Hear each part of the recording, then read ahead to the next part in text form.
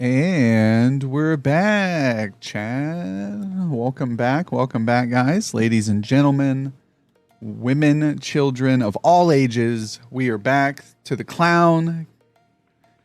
How are you doing today, crazy lady? Or crazy little lady? Can't forget that. Yeah, because I'm little. itty bitty, we like to call it around here. Itty bitty. No, how are you this morning? I am doing fantastic. How are you this morning? I'm doing good. Slow and steady wins the race is what we always say. There she is. Yep, there she is in the flesh, the digital flesh that is, virtual, but here nonetheless. We have her. I appreciate you taking the time out of your morning to come here, crazy little lady. You are usually crazy little busy. It seems you always got your hands full. You mentioned you had children you were dropping off. How many kids do you got? I have 3. That's just handful. Mine. I also help with the neighborhood kids as well. Oh, so you're like the community mom then? Do you do the carpooling and stuff like that too sometimes to help out, or? Basically, if the kids miss the bus or something, they'll come knock on my door. Miss Danielle, can you please bring us to school? I'm like, all right, come on, let's go. Hop on. I got some car seats. I got extra squeezing room in there. You might need to stand, right? Mm-hmm. Tie a couple to the roof and tell them to hold on. I'd be like, just squeeze in. We can fit 4 or 5 of y'all. We're just going around the corner. Yeah, exactly. Just breathe in one good time and hold it in. But no, welcome in. It's glad to finally meet face to face. I think I've caught one of your streams before. I was skimming through your vids and stuff like that too.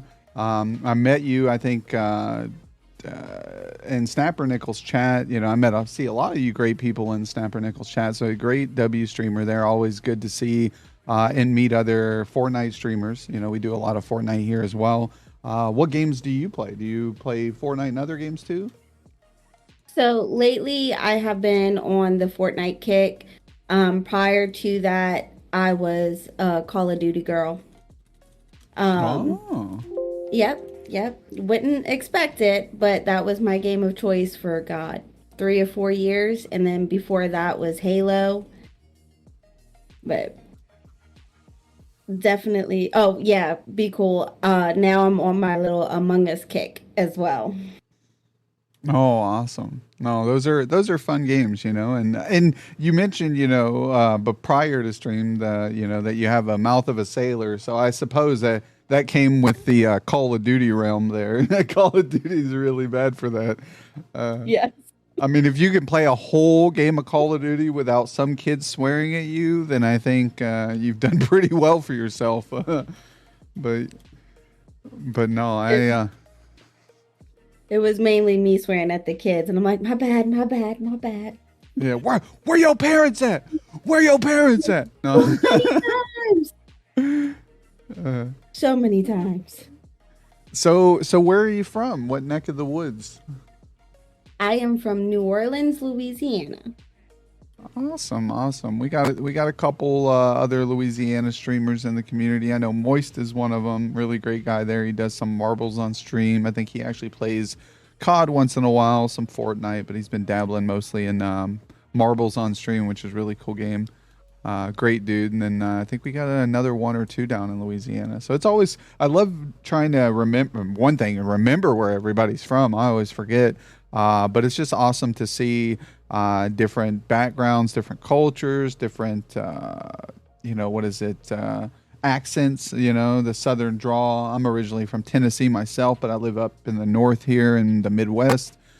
So different types, don't you know, around this way. And my Southern accent has kind of left me a little bit. But when I get close to family, they're like, hey, y'all, Jokerdad's on the phone. Won't you come talk to him? And I'm like, holy shit, did that sound like that? I'm like, but no, it's great. I love it. Yeah, a lot of people sit there and ask me why I don't have an accent.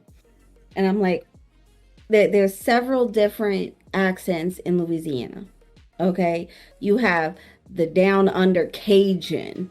Okay. Those are the ones you cannot understand for the love of God. And then there's your I'm not going to say hood or ghetto, but hood or ghetto version where again you can't understand a word they're saying, and then you have the median, which most of us sit at the median.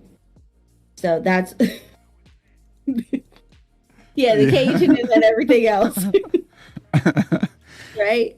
So, but you really, it really depends where you're at, where you're going to get, different um accents. That's the word. So you really, I think I don't have an accent, but some people think I have an accent. So it really just depends on what part of Louisiana you're in. No, I agree. It kind of scatters a little bit everywhere I go. There's some who are really embedded in the culture, I guess you would say, and their family's been around it. They've been around it, so it's pretty southern drawl, I hear. But yours is, yeah, you're in the medium. I can tell a little, but then also you can hear the civilizedness in you. Like Exactly. except the Cajuns, they feel like they just jumped right off the crawdad boat and got done Hmm. wrestling the alligators and stuff. What is that? What is that? Oh, you drew? Yeah, no, Oh my I goodness. don't mess with gators. There are some of them, like we had one guy literally punch a gator in the face, and I'm like, mm-mm, mm-mm. I know. He's like, I, get out, yeah. Get out, yeah, get it. Get out, yeah. It's like, stop yelling at it. You're going to get it upset. dude, they had a gator in my front yard one day. I refused to go outside for at least 7 or 8 hours. I was like, nope, nope, don't care, not doing it. Mm-mm. I don't mess with gators. No, I don't blame you. I don't want to mess with anything that's on there. Usually, if it's like, has, any sketchiness to it, I'm like, yeah, should I? If I have to ask myself if I'm going to mess with it or not, I'm probably not going to. That's how it is. See, that's the perfect way of thinking. It's like, do I wait? Why am I even questioning? No. Yeah, exactly. I'm gonna we like to take little intermediate pauses and thank the chat. That's the one most important thing for us streamers is we got to thank the people coming in again. Only good gamings. Thank you, my man. Good to see you. My guy here to show support as always. I'm at work but lurking. I appreciate you coming through, showing the love. Psycho B Money. Thank you for being here as well. Again, Armald, best mom. You guys are awesome. Let's see here. NG, thank you, my man, for stopping in. And then we've got Sunny Squirrel. We've got Gavin. Yo, thank you guys for coming in. Love what you do, Jokerdad. Yo, I appreciate that. Yeah, we've been doing this for a while, and 124 amazing streamers we've had on the show. I can't believe it. Every day, every other day, we got a new great streamer who signs up to be on the show, or I reach out to them personally. Whatever goes. So if you guys are streamers, you're catching this show for the first time, you want to, tell us about yourself. You want to get out there, meet some new people. This is the way to do it. Love to have you on. So join up with the community Discord. It's called the Kingdom of Clowns. Everybody's always welcome. It's a networking server. It's not a support for support or follow for follow. You do got to, put in the effort to build relationships with people. And then you'll find out that once you, build relationships with people you vibe with, they'll swing back around, say hi. It just gives you an extra platform. But yeah, are you from they are, or AHAR? They are from the FDM, Fortnite Dads and Moms. That's how I met a lot of these great people. I've actually been part of the FDM for since I started streaming, so about a year and a half now. And strangely enough, I never was too active. I dropped some memes here and there, joke around, maybe asked some people if they want to game up some. I think I actually came across a Joker one day in a public game, Joker FDM. And I was like, wait a minute, another Joker. I was like, and we had some fun. He was I ain't going to lie, man. Some of you FDM people are crazy. I mean, coming from the guy dressed up like a clown, you guys are crazy. But I like it, though. You guys are my style. I love it. So I appreciate you guys coming through, but I mean, Snapper Nickel's a little wild himself. Yo, welcome to the Fortnite Dads and Moms. Crazy little lady on the Twitch platform. That dude's crazy, bro. I love him, though. I love him. But this hype, man, I love it. You gotta hype the chat, man. You gotta hype the people who are showing up for you guys. So I love. Let's give a round of applause, guys, for Snapper Nickel. We'll give him a shout out here.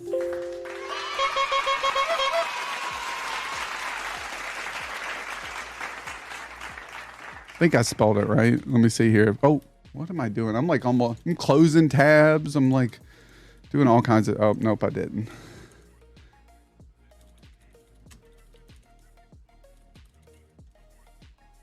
That's not it either. Okay. Well, we're here. We'll do it here in a minute. I'm bad at spelling right now, but yeah, guys.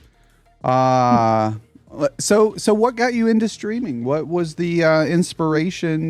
What inspired you to kind of like, well, I play these games. I want to show it off to people and play online. Snappernickel. I know I spelled it wrong, so we're gonna do once it drops off here. I'm gonna get. No, that's the answer to your question. Snappernickel. Oh, he did. Okay. Yes, he told me I needed to start streaming. He sat there and because when I joined the Fortnite for Dads and Moms group, I became a mod, I think like the second day that I was in there because he's like, anybody want to be a mod? We're desperate. I'm like, I'm new here, but I'm always on my phone. So, and then I've been a mod there for over a year now. And we, just got like a brother sister relationship. And he was like, you have the personality to be a streamer. Like, people would love you, and just the way you play and everything, you should really give it a chance. And I'm like, well, I don't know about that, because normally I'm a very shy person when it comes to a camera. So I was like, you know what, I'll do it just to see. Didn't expect to have over 500 followers, and things like that. I really thought it would be a dud. But I've found so many supportive friends that I now consider family, like Ryan, Brandon, Kiety, they went from acquaintances to friends to their family, no matter what. So it definitely, he pushed me to do something I wasn't quite comfortable with, but he knew I could do it. So he kind of pushed me to get over that fear. And I absolutely love him for that because I enjoy what I do. And I enjoy the community that I'm in, and all the friends. Yes, a mentor for many of us.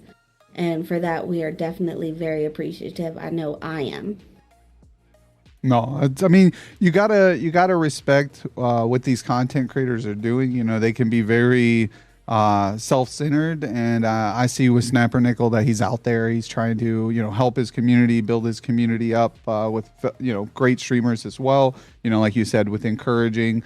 That's what we kind of do here. We kind of try to show some love, promote, support, teach. That's the biggest thing. Is like I can help people out all day, every day.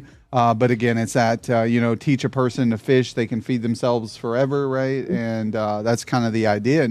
All of us start somewhere. All of us don't know what to do, how to present ourselves. I was never a camera person myself.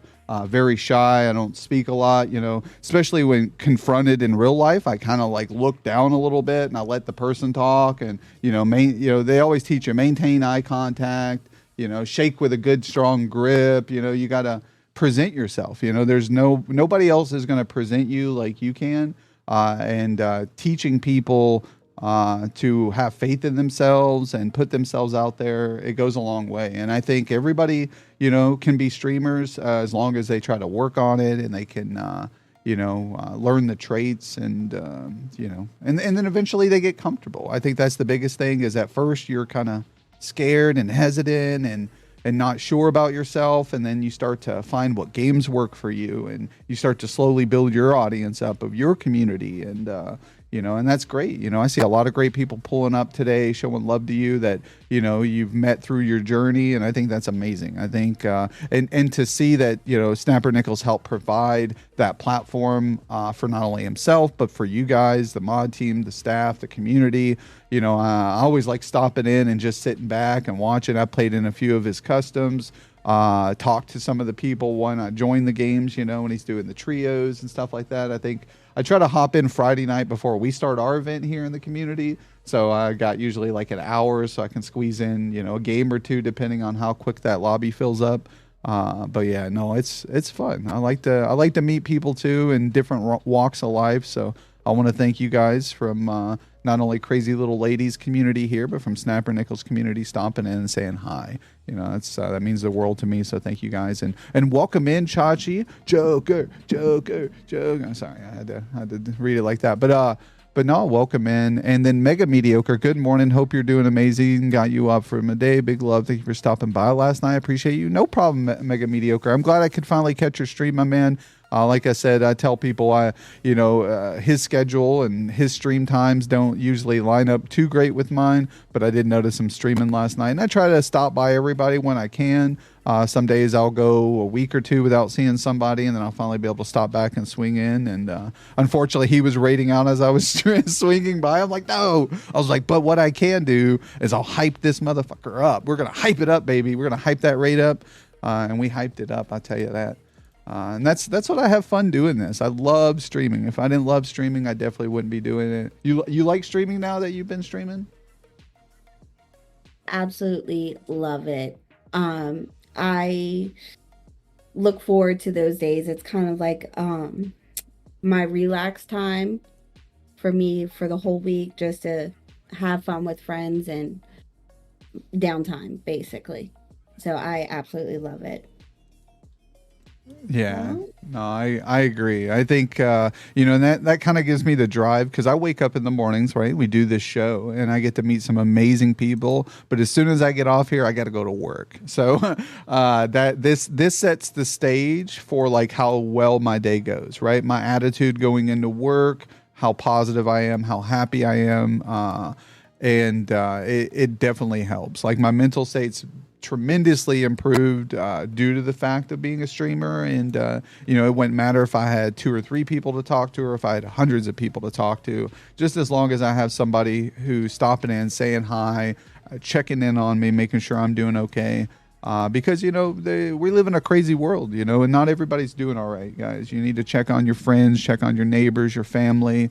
Ask them how they're doing, see what's up. And I know a lot of times I get caught in my everyday life. I'm a father, a husband, a dad. We are hard worker, a streamer. We all kinds of walks of life, and we can get consumed in our everyday lives, and it's very easily to get lost in that. And so just don't forget the people who were there for you from the beginning, the people who are there for you now. And check in on them, make sure they're doing all right. So I hope everybody in chat's doing okay. If you guys aren't, my DMs are always open. So, Jokerdad 007.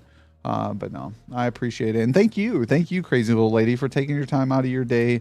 I'm sure you could be doing hundreds of different things on Monday mornings, but you chose to spend your time with me. So that's awesome. Well, let's just say I was from work today. Oh, so nice. Yeah. Got a little under the weather. Okay. I know it seems to be a trend going around. I got a lot of friends who aren't in work today. It's got a case of the Mondays. Yes. She has this nice vibe and attitude I need to keep working on. Yeah, I mean, it's all fun, like the vibe and the energy and the attitude. You got to try to remain positive, and you got to try to, and that's the thing too, is, it's easy to get on stream and, or even off stream, and complain about the bad stuff. I tend to do it. I'll get on here and I'll start raging about this and that, and and it's easy to do that, but it's even better to tell people how awesome they are. remind them how W's they are, and I think that's where we should be. We need to be uplifting people. We need to be spreading positivity. I can dwell in negativeness all day if I want, but that does no good for nobody. So yeah, crazy little lady's an awesome person. Yeah, welcome in, Moneymaker. Welcome in, and same as you. Is it? Yeah, Tigers. All right. I don't want to mispronounce any of you guys' names, so I apologize. But yeah, I know if we do have any mods in chat, you guys are more than welcome to give these guys shout outs if we have anybody available. But if not, I'll try to get some shout outs here in a bit. But no, so what's your, like, right now, I mean, you mentioned Fortnite. Is that your, like, what's your favorite game to stream? It may be different, there might be favorite games that you don't, or let's say, what's your favorite game to stream, and then what's maybe your favorite game that you play off stream? So my favorite game to stream is going to be Fortnite. Um, and even off stream, it's Fortnite, but it's not the game itself, it's the people I play with that make it fun. Like, I have a large group of people that we play Fortnite almost every night when I'm not like just exhausted, but it doesn't matter what type of game on Fortnite we play. As long as we're playing together, I'm always laughing. I'm always having a great time. It's normally anywhere between 6 to like 12 of us, and we'll just be playing like murder mystery or obbies or just things like that. And it's the people that make the game fun for me. Yeah, no, I agree 100%. And I hear that very often when it comes to Fortnite. I got some people who play Fortnite with us, and they're like, I don't even like Fortnite. I only like it because I get to play with you, Jokerdad, and the other awesome people. And I'm like, well, that's cool. I mean, if playing with us makes you enjoy a game more than you would if you were just playing singly, then that's awesome. Not if you're okay, Jokerdad. I'm okay, Kamikaze. I'm okay. No. I would wink, Well, hello, but that you wouldn't be beautiful. able to tell if I was winking, unfortunately. But no, welcome in, Kamikaze. I appreciate you being here, my man. Welcome in. If you guys don't know Kamikaze, really W streamer, community organizer, and one of the amazing leaders over there in the PWG Planet Gaming Gang Discord community. I'm a part of their stream team, so very proud of that. A lot of great W's. So if you guys haven't got a chance to watch Kamikaze, this dude is 100% energy, 99% of the time. The under 1% of the time, he's riding an inflatable alligator shark or another object. And he's not too far from the south near you. He's over there in Florida, where the other Cajuns live, I guess you would say, or, but not very Cajun, but, the other ones from across the other body of water. But no, it's Fortnite's awesome, and I love it. I think hardly any game can contend with Fortnite, not only based on just it being a free-to-play game, but just the mechanics of the game, the feel of the game. I've played a lot of FPSs, and as soon as I play an FPS, I base my judgment on the FPS based on the movement of the game. Right, on the fluidness of how well it flows, and if it's jarry, jaggy, any of that, it kind of throws me off. But I had difficulties with like Halo, and I had difficulties with Call of Duty Warzone, where when I was sprinting and moving around on the map, I really didn't like the feel of the game. Right away, as soon as I started playing, and I'm like, okay, I really don't like this. And Fortnite, as soon as I started playing, it felt right. It felt like it was I was in the place, in the zone I should have been in. So ever since then, I haven't left. So it's been my primary game. We may switch it up. We've switched it up in the past. A couple horror games here, a couple RPGs there on stream. But yeah, Fortnite's where my heart's at, and it's always great to meet other Fortnite streamers and players like you. Well, see, what actually got me started with Fortnite was my kids were playing it and they're like, Mom, come play with us, come play with us. And I kept telling them, no, that's a kid game, baby. Mommy don't want to play that. That's a kid game. I don't want to play that. And finally, my husband's like, baby, they really want you just to try. I was like, fine, I'll do it. So I played one match with them, got my very first victory crown that go because my daughter had already gotten a crown for me. So I won first place. And then I was like, oh, wait, this is actually fun. So I started playing a little bit more. And I'm like, I really enjoy this. So then I went on Facebook to try to find some groups to find some people to play with. And that's how I winded up in FDM. And then now I'm addicted. You sound that's funny because you sound like my wife Joker mom. She she'll get home from work and I'll get home from work later on in the afternoon and she'll get settled in. She'll look over at me. You want to play a couple games of Fortnite? And that's how it is now. Like I got her into it. Now I can't contain the beast. She has to, and she's getting better and better every day. So like that's always awesome to see too. At first it was just like the wild gunfire in the air everywhere, and now it's like she's like like booming in on them and zooming, and I'm like, oh nice, she's getting the hang of the game now. So that's great, and I was the same way at first. I was terrible at the game, and then eventually I got a little bit better here and there. But yeah. But it's good to see that I was the same way, I was like, oh, it's a kid's game. I used to dog on my kids for it. And actually, looking back at the patches and like, when OG came out again, and they were like, OG Fortnite's back and all that. And I played it. I don't think I would have liked it in its old state. I don't, but now that they have the zero build and things like that, it makes it a lot more enjoyable. I think Fortnite's in the best state that it's been in maybe a couple seasons ago. This season I'm still on the fence. Like I like it, but I'm like, there's been better seasons. So hopefully they can keep the trend going where at least they don't. No one's gonna kill Fortnite, guys. I really don't think any game's gonna contend with Fortnite except for Fortnite. The only way Fortnite's gonna die is if Fortnite screws it up themselves.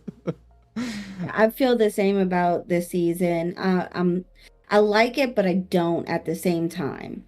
So I definitely know how you feel about the on the fence. I keep telling everyone, I'm not sure how I feel about this.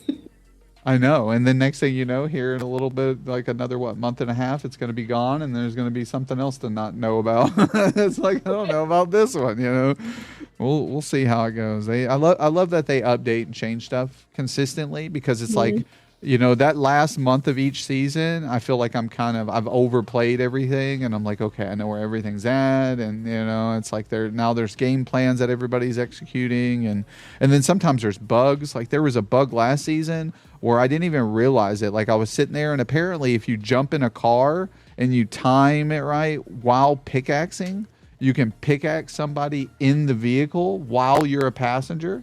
So like someone shockwaved above me and landed in my car while they were flying in the air. They were pickaxing. And as soon as they got in the car, they started hitting me. And I was confused. I like looked at the screen and was like, how am I taking damage? Is it my car that's taking damage or me? And then all of a sudden, like I died and fell out of the car and then the guy got out of the car and I'm like, this dude was pickaxing me in the vehicle. And then everybody on the TikTok video I posted was like, you're an idiot. He's not a hacker. It's a bug. And, and I'm like, oh, well, fuck. I was like, you're not supposed to be able to do that. So like, I think, exploiting bugs and stuff. And I think they did it with the vaults too, where you could you could get behind a car and someone could back the car into you and you would get hit with the car and it would knock you into the vault. So you didn't even need a key to get in the vault. And then you could just hide in the vault until someone opened it and then kill them as they came in. And I had someone do that to me once. I was like, how the hell did this guy get in the vault without a key? Yeah, no, I didn't like that glitch. It really was aggravating because every single time I swear somebody was in that vault and I'm like, how? It took forever for somebody to tell me, you just gotta back a car in and you're in. I'm like, well, great. Thank you for letting me know about 2 months ago. Yeah, exactly. Is that a Harry Potter mug? Yes. I knew it. I didn't even get to see it, the shape. It's a cauldron, isn't it? Yes. It's a little cauldron. Oh, I love it. It was I thought it was either Harry, is it Gryffindor? Or my kid's like, is that Gryffindor? No, it's It's actually the Hogwarts symbol. Oh, it's the All Hogwarts four of the symbol. houses. Oh, Oh, so that's cool. cool. Yeah, I like it. And oh, the Yeah. little one had the little one has her daily questions she likes to ask the guests. She's going to be the future talk show host here. But what? Go ahead. What is your favorite breed of cat and dog, and which one do you like more? Um, so that is hard because I She said am it's an hard. animal lover. She loves animals. I have a mutt right now. It's a mix between lab There's and it's Catahoula. a lab and And a he Catalina. has a special place in my heart because he's my rescue baby. A rescue dog. But I also have a soft spot for huskies. She has a soft spot As for far as huskies. cats She goes to the go, husky nest. they're just all fluff balls to me, and I love them all. So, it's I really can't pick I don't which blame. Yeah, it's hard. Yeah, if you love both, it's a tough one. and I also have two guinea pigs as well. So I just love all animals. I'm gonna be honest with you. I'm an animal person. If I could So she own a loves all farm, I would animals. love that. It's hard to pick. Yeah, we said the same thing. We go. We'll probably do it this week since it's nicer out. But we go to the Humane Society here in town, and we go walk the dogs, and then pet the cats and stuff. And the dogs love it, and we love it because we can't have we have one cat, and our apartment building won't let us have anything else. We could probably do a dog, but I think a dog in an apartment building is just too much, unless it's like a small dog. But a lot of it's funny because like I don't know anybody in this building who has a small dog. Everybody has like one big or two big giant dogs here, and I'm like, he has giant dogs in a small apartment building. I don't know, but it is what it is. But my kid wanted to show she likes to do arts and crafts and make stuff. And you mentioned husky. She made this husky mask that she does. Really cool. Let me pull it up here so you guys can see it. So it's like she makes it and then does cardboard and puts felt over it, cuts everything out. Very, That is amazing. yeah, she loves it. And this is one of her best masks she's done. She's done a couple cool ones. That one and then what do you got here? A moose? A caribou? Okay, a deer. Let's see here. This one's the deer. Oh, the side. You want the side? antlers, Show the antlers. Like she's sitting here having me. But yeah, she likes these little things. That is amazing. And then a Siamese cat. All right, here we go. It's Jokerdad's new mask. No need for a filter. I know, right? The husky. But yeah, so she's getting there. She's painting and doing all kinds of cool stuff. So awesome. I love it. And that's always fun for kids to express themselves through creativity. So Mine drawers themselves. oh, they do draw too?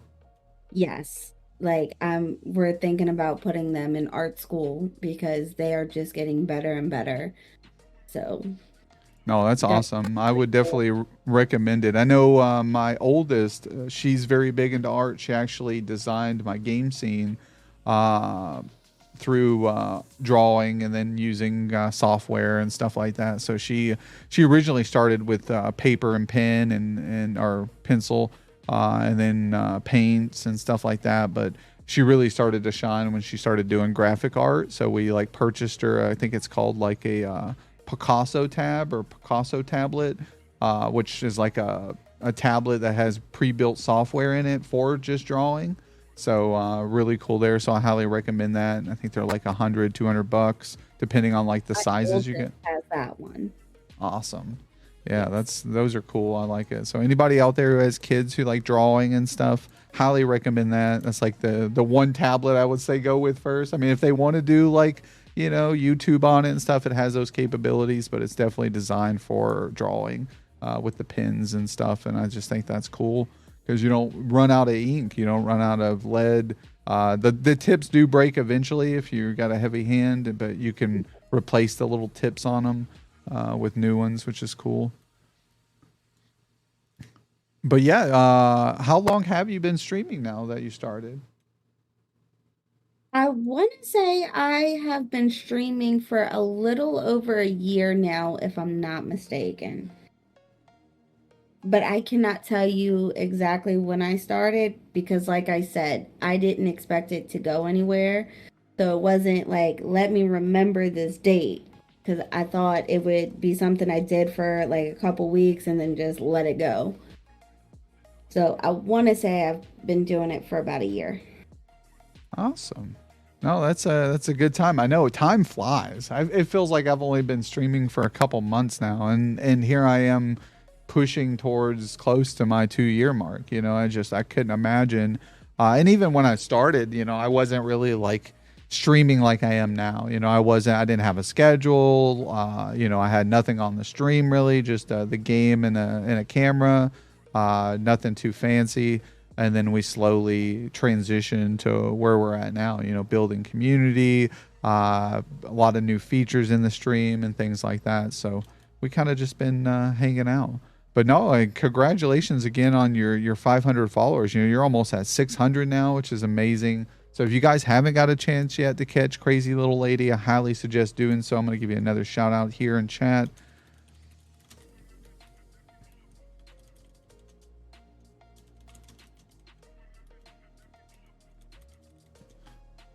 Well, hello, beautiful. But no, I recommend Twitch making the big shout out 30 minutes instead of an hour.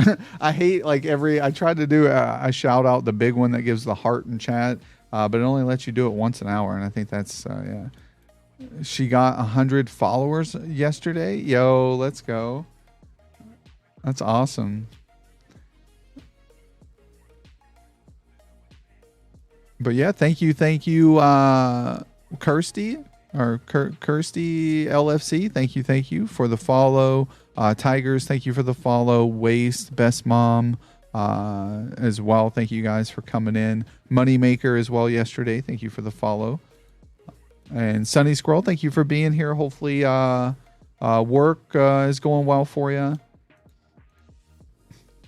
But yeah, so do you have brothers and sisters? Are you the only kid? So I am one of 10.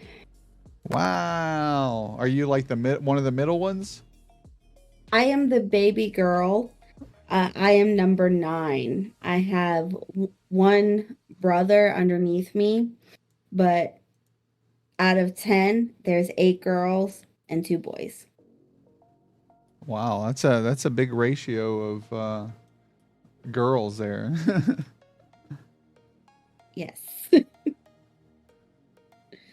It definitely was a war zone growing up. Oh, I bet. I only had a half sister, and we got at each other. I was the younger one, she was older, so she was at that age where very little did she interact with me, right? We did so on and off, but I just remember one time I was a little shit. I threw a softball at her and popped her in her face with it, and then as soon as I threw it, it hit her, and then I started running, and I knew I was gonna get my ass beat. So I was like, mom, save me. Yeah. But yeah, that's brothers and sisters for you. And I think it was because she wouldn't play or do something with me, and I was young, and I got pissy, and yeah, chuck the ball, right? That's what happens. See, my brother, he was a spoiled little brat, and I'll tell him to his face. But I had a collection of Pokemon cards and Yu-Gi-Oh cards. I'm talking thousands on thousands. And I had the first edition Dark Magician and Dark Magician Girl. And he wanted them so bad. And I was like, no, these are mine. These are mine. So one night he went into my room and he stole them from me. Uh-oh. And my dad, when I told my dad, he's like, just let him have it. He's young. I'm like, no, those are mine. I worked hard for those. And he's like, no, just let him have it. And this is what I regret. But you have to understand that I was 8 years old at the time. I went and kicked my brother in the balls. Well, hello, beautiful. That'll teach him. So I was like, bam. Right in the master balls. Yeah, get it, Chad, the master ball. Oh, sorry. That was a Pokemon joke there, guys. I apologize. Yeah. Please don't unfollow me, Chad. Okay, I'll take it back. I'm sorry. Okay, it was a bad joke. I get it. But yeah, right in the master balls. Oh He God. caught something, and it wasn't a Pokemon. He caught a clean kick to the junk on that one. Yeah, that'll teach a man to mess with a girl's Pokemon cards. I still got my cards back, by the way. Yeah, she's like, I still have it right here. This card is framed on the wall to remind anybody who dare challenges me. And this size 8 shoe. But no, welcome in, guys. You guys are awesome. I beat my sister up because she gave my Tamagotchi a bath in real water. I'm sorry, Lena Nessa. That sucks. Tamagotchis were the best. They even actually, I think they remade those and they have them out where you can buy them now. They're not as good as the originals, though. I had Oh, I'm gotten them sure for my not. kids, and they suck. And then you got scammed. You got scammed. I was so upset because, look, we used to be hardcore. Like, if you don't feed them every hour, you're coming back to them being dead. Now, my daughter's lasted like 7-8 days, and I'm like, you haven't even touched it. How's it still alive? Oh, it doesn't die. I'm like, then that's not a Tamagotchi. Yeah, exactly. Yeah, those things died. You could just like put it down and come back, and they'd be like starving, and you're like, "What's going on?" But yeah, no, it's awesome. I love it. They're great. I miss those games. You know, Tamagotchi was awesome. But yeah, no. There was a. Let's see here. Oh, we're big foodies here. I know everybody hates me every morning because no one's had breakfast here, but we talk about food. My biggest question that I love is my food question here. If you were on death row, you had one final meal left. What would you choose as your main entree, and what would be your dessert? That's usually what we go with. All right. Well, because I know on death row, even though they say dessert, it can basically be anything. So the two things I would have is crawfish and gumbo. That's it. I'll die happy. Nice. I don't That even is a need it. Louisiana thing there. Crawfish and gumbo. Like, just give it to me. I'll be fine. See, I'll I die could very probably natural. do gumbo. I'm not a big like sea water creature type of person. Like for some reason, I don't know why. Maybe it's just like I don't know. Maybe it's the land mammal in me, but crawfish. I don't know. I've had like, crab legs and stuff with butter, and it's pretty good. So I can't. It's been a while, so I bet I'd still like it, but I've never Well, had see, crawfish. I don't like fish. Like I cannot stand fish. The smell of it makes me sick. Now, It is. The seafood smell's wise, terrible. It's not yes. fun. What is Gavin? Gumbo's good. Isn't that it's like Xanaran's red beans and in it? Isn't that kind of like gumbo? It's like a sausage with like rice and No. a soup. So it's almost like a soup. Like you make the roux, and then you have your chicken stock, and then you have your shrimp stock that you put together. But you also have all your seasonings, like your celery, your onion, your bell peppers. And then you can change up what you like in it. My family, we like okra, sausage, shrimp, crawfish. Some people even put chicken in theirs. Like chicken, we prefer seafood gumbo. Put some crabs in there, and it's so good. Okay. No, that sounds good. It's almost like a meat vegetable style soup. I mean, if you got okra in there. Yep. No, that sounds good. I think the only thing with me is like I'm a mild seasoning type of guy. I like a medium mild type of sauce and or seasoning. I just know I've had different cultures type of soups or ramens and probably gumbo. And man, you just walk over it and your eyes start to water and you could just feel the seasonings in it, or you taste it and it's really strong. And I'm like, man, I think that would be delicious. Like I love the taste of it, but as soon as it sits in the gut, my gut's like, and I'm like, oh man, I probably shouldn't have ate that shit. But it tastes so good though. Down south, we're heavy-handed with the seasonings. I know I went up north to New York, and we went to quite a few restaurants, and every single one, I'm like, do they not know what salt, pepper, onion powder, like, do they just Exactly. not? They don't. They don't. And that's fine because like I'm fine with that because then I can just add my own, but no, everything's very bland here. Like it's I've noticed that. I'm from the South too, and even in Tennessee, like everything's fried or barbecued in Tennessee. Like, you know, they do it on the barbecue or they throw it in the fryer or on a skillet and skillet fry it. And like you said, heavy-handed, right? Where everything's breaded and seasoned really good. And I Mhm. learned that out being from the South, and then I come up here to Minnesota, is where I'm at in the Midwest, and everything's different here. You know, they're more of like, what is it? So they call it soda or pop, and we called it Coke. Everything was a Coke down south in Tennessee. It didn't matter what it was. I need a Coke. Well, what type of Coke do you want? And you tell them, well, I want a Pepsi or this or that. And up here, everything. And then same with, what do they call it? They call them hot dishes up here. But we call them casseroles down south. You know, it's the same damn Yeah. thing. It's just just different name for it. And need Well, some gumbo. That's I need. I probably could use some gumbo too. yeah. Well, see, down here we just call it cold drinks. Be like, babe, can you pick me up a cold drink from the corner store? You Oh know, yeah, be like, what kind you want? I don't know, Dr. Pepper. You know, fruit punch. I don't care. Just grab it. yeah, exactly. And it's crazy how like different regions of the U.S. has its own like style of you know, like we said, accents and things that we call things, and it's more universal towards that area.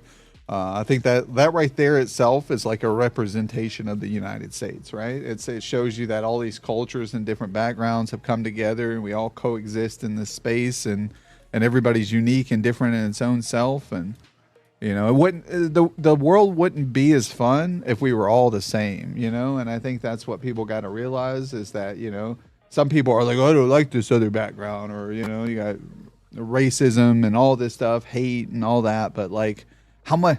Like, I don't want to see two of the same people. Like, I want two people to be different. You know, that's what makes it unique, and that's what makes it fun. Is we're all different in ourselves. So, I couldn't imagine a world with, you know, all of one society. That would just be boring. It would be boring. Yeah. Even if it would be people like me, I'd still think it'd be boring as shit. I need someone different than me. Like, Yeah, because if they were the same as you, then that would be the normal. And I don't exactly. I like being me. So Yeah, there's a difference. exactly. 100%. And I like you being you too. I think you know, you have things to offer. What your tattoo? What tattoo is that? Is that Zelda? No. No, so I actually have two. Oh, So this okay. one here is sisters. So my full-blooded siblings, five girls, and my little brother, we all have matching tattoos that have the heart, and ours says sisters, and then his says brother. And we did that after my mom died because she was our last remaining parent. So we did that in honor of keeping us together through, you know, wherever life takes us. We know that we're together. And then this one here, on this arm, I actually went skydiving with my sister last year. So we That's awesome. decided to get matching tattoos to kind of remind us that, you know, we took that jump and we did something amazing together. That's Because Lord awesome. How knows. was that? So we went the 10,000 um the 10,000 feet, and I'm not gonna lie, it was scary as can be because we did the tandem jump, which means we're connected to these two just guys that we've never met a day in our life, and like our lives are given to them at this point. And like we are so strapped up to them, you cannot move. Like they were just like to us. So I'm sitting there, my heart is racing. I'm like, are we really jumping out of a plane willingly? You know, but sure enough, we get up there and they're like, all right, we're jumping.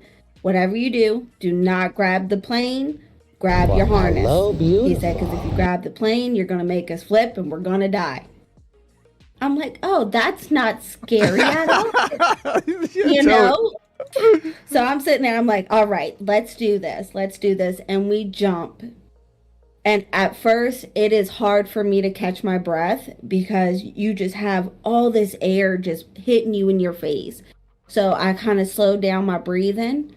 And once I was able to kind of catch my breath again and actually pay attention, it was gorgeous. Like, it was so majestic and beautiful. And I'm just sitting there, I'm like, oh my God, this is why people get addicted to this. This is amazing. And then as we're coming down closer and closer, my guy purposely brings me through a cloud.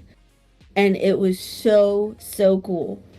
So as we're coming down, when they pull the chute, you actually go back up several hundred feet. So it's like a jerk up, and that takes your breath away as well. But then as you're coming down, they're like, put your feet up, because you're landing on your bum. They'll tell you, we're sliding in on your butt, so be ready for it. Just put your legs straight up or you're going to break your legs. So we come in and we slide, and next thing we know, I'm like, I really did that. I jumped out of a damn plane. Let's do it again. So it was so much fun, and I recommend everybody to try it once. I am scared shitless of heights, okay? I cannot do heights for anything. But when my sister said, hey, I want to go jump out of a plane, and I know you're not going to say no to anything free, so come with me. I'm like, I'm down. So that's awesome. No, I'm glad you can. Yeah, best mom. I can't do that. I'm also scared of heights, but that's been one of my things that I've wanted to do as well. You know, is skydiving, even though I have fear of heights. But yeah, you just listened to you explain it. I was like getting anxiety from the beginning. I'm like, oh my God.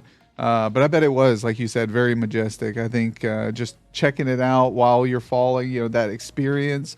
Everything's much bigger than you in that moment, right? Like you said, like the world is a totally different place while you're falling, and then you got someone else's control, or someone else has control over you. So you just put all faith in the hands of the Lord at that moment, right? You're just like, let it be. Grab the wheel. When you jump, time stops. Like you don't see, like it's not like you see the ground rushing up to you. Even though you know you're falling fast, everything is like slow motion. So it just seems like you're just drifting down.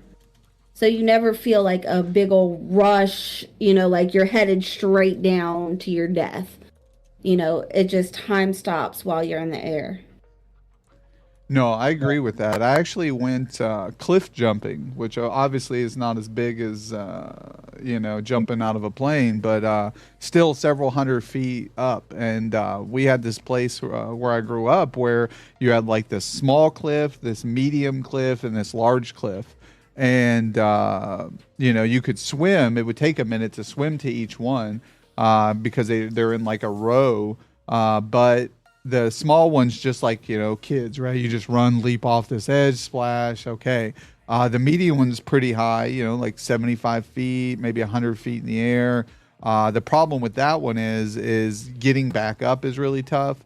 You're like stepping over onto a tree limb that if you fall, you're going to die, you know, to get to the next ledge. And I'm like, yeah, we're going to swim all the way down to the small cliff, climb up the small cliff, and then walk all the way back. Like, I'm not trying to save 10 minutes by, 10, 15 minutes by just almost killing myself. But I remember jumping off the small one, jumping off the second one. But then when I jumped off the highest one, which I didn't want to, my dad was like, yeah, you're going to do it. You're a man and all this, and encouraging me and kind of nudging me off the edge, which would probably almost be child abuse this day and age. But I ran and I jumped off, and I remember like falling, and I'm like, okay, I'm about to hit water. Okay, I'm not hitting water yet. I'm still falling. Okay, I'm about to hit water. Nope, no water yet. Okay, splash. And I'm like, damn, that was, like you said, your breath, like I had to breathe like 3 or 4 times before I hit the water. And I'm like, man, this was, so I see why people love that. Like you said, I see why people love that adrenaline and love that experience. And I love cliff jumping, but my idea was I'm a very logical person. I'm a very big realist. And I know the what is it? Like the situation and the possibilities, right? I know that, this is stupid and like it's fun, right? You're living in the moment. So it's not stupid. You are enjoying it, but if something happens, is it worth it? Right. And, that's the weighing of the good and the bad, I suppose. Skydiving, not for me. I'm good. No, Frankie, you don't want to live stream skydiving, bro? That would be today. Let's be Frank and let's be Frank. Wifey go skydiving. I think that's the next stream, man. We got to get that. But yo, Scapular Bark, thank you for coming in with the lurk. Good to see you. Happy Monday morning, everybody. Thank you guys for showing up today. Freedom, hello, everyone. How we doing? Freedom, welcome in. Good to see you. I love seeing all the FDMs in the building. It's always awesome to see you guys on the Facebook group and then see you guys in Snapper Nickel streams. But when you guys are sitting here vibing, hanging out with me, makes me definitely feel very appreciative. And so thank you guys for showing Crazy Little Lady some love here. WW streamer. I've fallen from the bed. Does that count? Yeah, I know. Right? So yeah, it makes you, and it's funny because if you're sleeping when you fall the bed, it also makes you feel like you're cliff jumping. You like try to catch yourself. You're like, whoa. So yeah. He said, hell no, huge pass. Come on, no sub goal there, Frankie. Sub goal for skydiving. Oh my God, that'd be crazy. Love being here. Great atmosphere in here, dude. Yo, I appreciate that, B Money. But yeah, you guys are all W's for pulling through. So yeah, I was gonna say, do you have any other hobbies other than near-death experiences outside of streaming? So I love reading. I actually own over 2,000 books. So I legally nerd alert. No, I'm just kidding. If only you knew the type of books, you wouldn't be saying that. Uh-oh, is it those type of books? Those romance ones? Uh-oh. Wow. But that was before we had the internet back in the day. So. A lot. Yeah. I mean, you have I knew you had to be a reader. You had the Harry Potter cup. You read all the books, right? I own like 4 copies of each. Different editions and stuff too. Hardbacks, paperbacks. And I officially have my middle child addicted to it as well. We actually watched the second one last night before bed. Her daddy doesn't know that I kept her up until past midnight watching the Chamber of Secrets. So when she got up this morning, she's like, I'm so tired, Mom. I'm like, yeah, but if you don't go to school, Dad's going to know. Fine, but you owe me ice cream when I get home. I'm like, okay. I'll buy you ice cream with your daddy's money. Yeah, no, that is, yeah, that's fun. I love Harry Potter. I really do. I enjoyed the series. I enjoyed the books when I read them, and I enjoyed the books even more. There's so much in depth. I think the one thing, you always have those people who complain about the adaptation from book to film, right? And I never really understood it until I understood it. And, I'm the same way. I like Game of Thrones. I've read the Game of Thrones books. So there's, I think when that show was coming out and got to its prime, it caught up to the book. So they had to actually write new story in the show compared to what was not written in the book yet. So, that was one of those things of the comparison of book to film or series. But the Harry Potter thing that really got me was the fact that in the book, Harry spoiler alert if you guys have never seen Harry Potter. Sorry, guys, but you might want to tune out or mute me for the next 2 minutes here. But when Dobby died, Harry Potter in the book was more in touch. Like he refused to use magic. It was a very emotional moment, and he wanted to be like more, human or physical with burying him and show appreciation towards Dobby and how he meant to him. And I didn't feel that in the scene. I didn't feel that. It was very quick and cut short and pushed when they were burying him, and I just didn't feel the same vibe. And I don't know if like that could have been better or but I was just like, what the hell? This doesn't seem right. I was like, the book, it was this way, and then that was like the only time I ever analyzed a scene compared to how it was written in a book, and the emotion that I got from reading it compared to watching it. And I guess when I led myself up to disappointment there, but overall, great movies, great, I can't complain. I loved Harry Potter. What the fuck, you ruined it for me. I did. But don't worry, that's a snippet, all house elf stuff. A lot of the times they do that. So with a book, they're forced to kind of prolong everything and give as much detail as possible, trying to get that image in your head. Whereas in the movie, they're like, okay, we have to put this 300 and something page book in an hour and a half, 2 hours tops, so we're going to have to cut out this part and cut out this part. There's actually quite a few main parts of the books that they actually don't put into the movie because they just didn't have time for it. No, I agree. That's 100%. Yeah. I guess I just assumed with it, it touching my heart like it did, that they would have, it would have touched others, and then they would have been like, okay, maybe we should emphasize more on feeling here. I don't think it was more of like the material that was provided. I think it was more of the acting.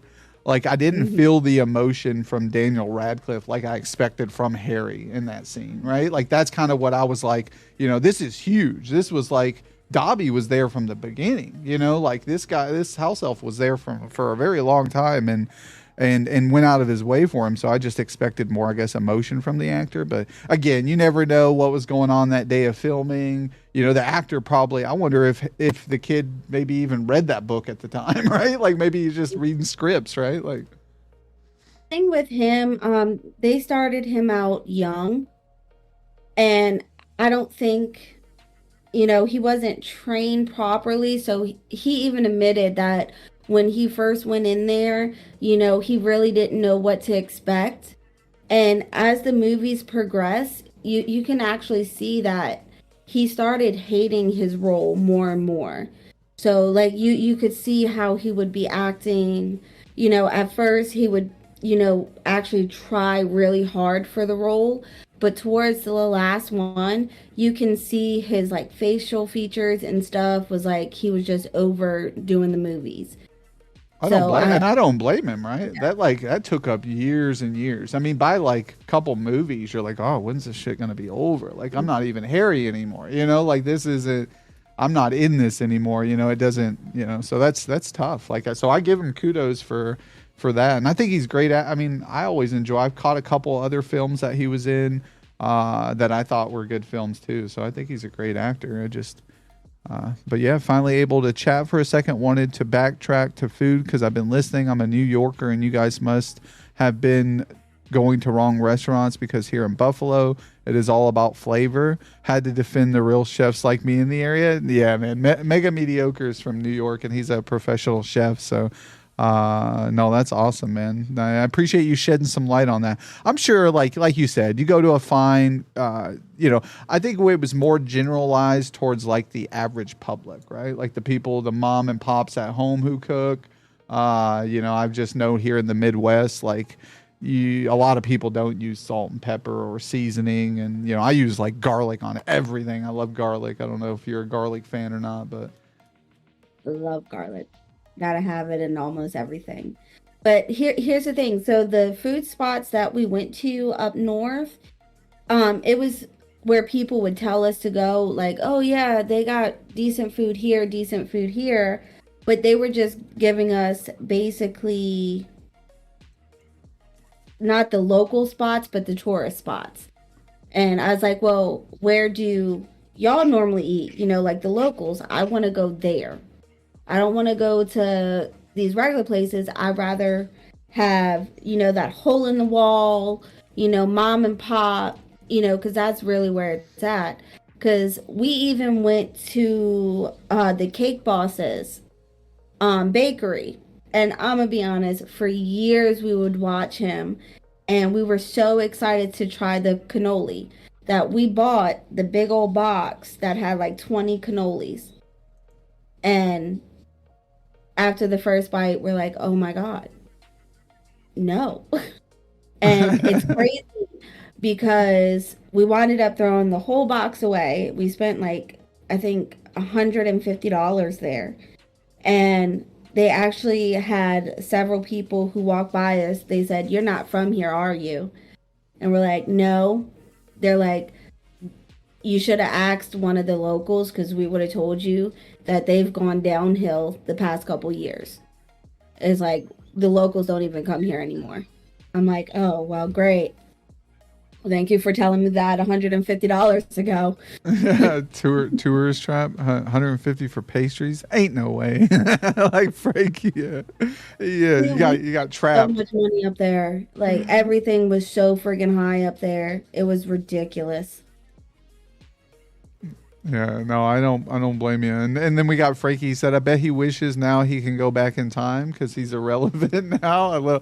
A little bit. Daniel Ryan, he has dropped off a little bit. I think there's still opportunity. I think every actor has great opportunity. It depends on the role, right? It depends on the role in the film, and so I think that's what sucks is when it comes to acting is like you can. I watched a film recently, and we all know Nicolas Cage will take almost any role. But I watched a film recently that we caught. I don't remember what it was on, but it was a Western. I think it was on Hulu or something. And a Western he was in with this kid, and it was a really good Western. I thought it was really good. I like Nicolas Cage, and I think he did an amazing role that film. But I think it's all about the film and the role.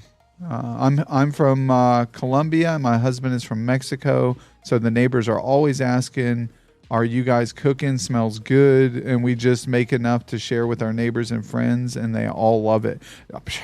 Where you live at, best mom? I mean, you want to shoot me with them digits? Maybe you got some open house, or maybe a house just opened up around your neighborhood.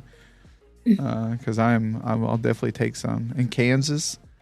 Reminds me of oh my God, what is it? Christopher Walken's and Joe Dirt, where he's like, "Oh, I'm from Kansas." When he's talking about being from New York, the mob. I'm high up here, yo. What's up, Ray's Rowdy? How's it going, my man? I'm sure it's unrelated.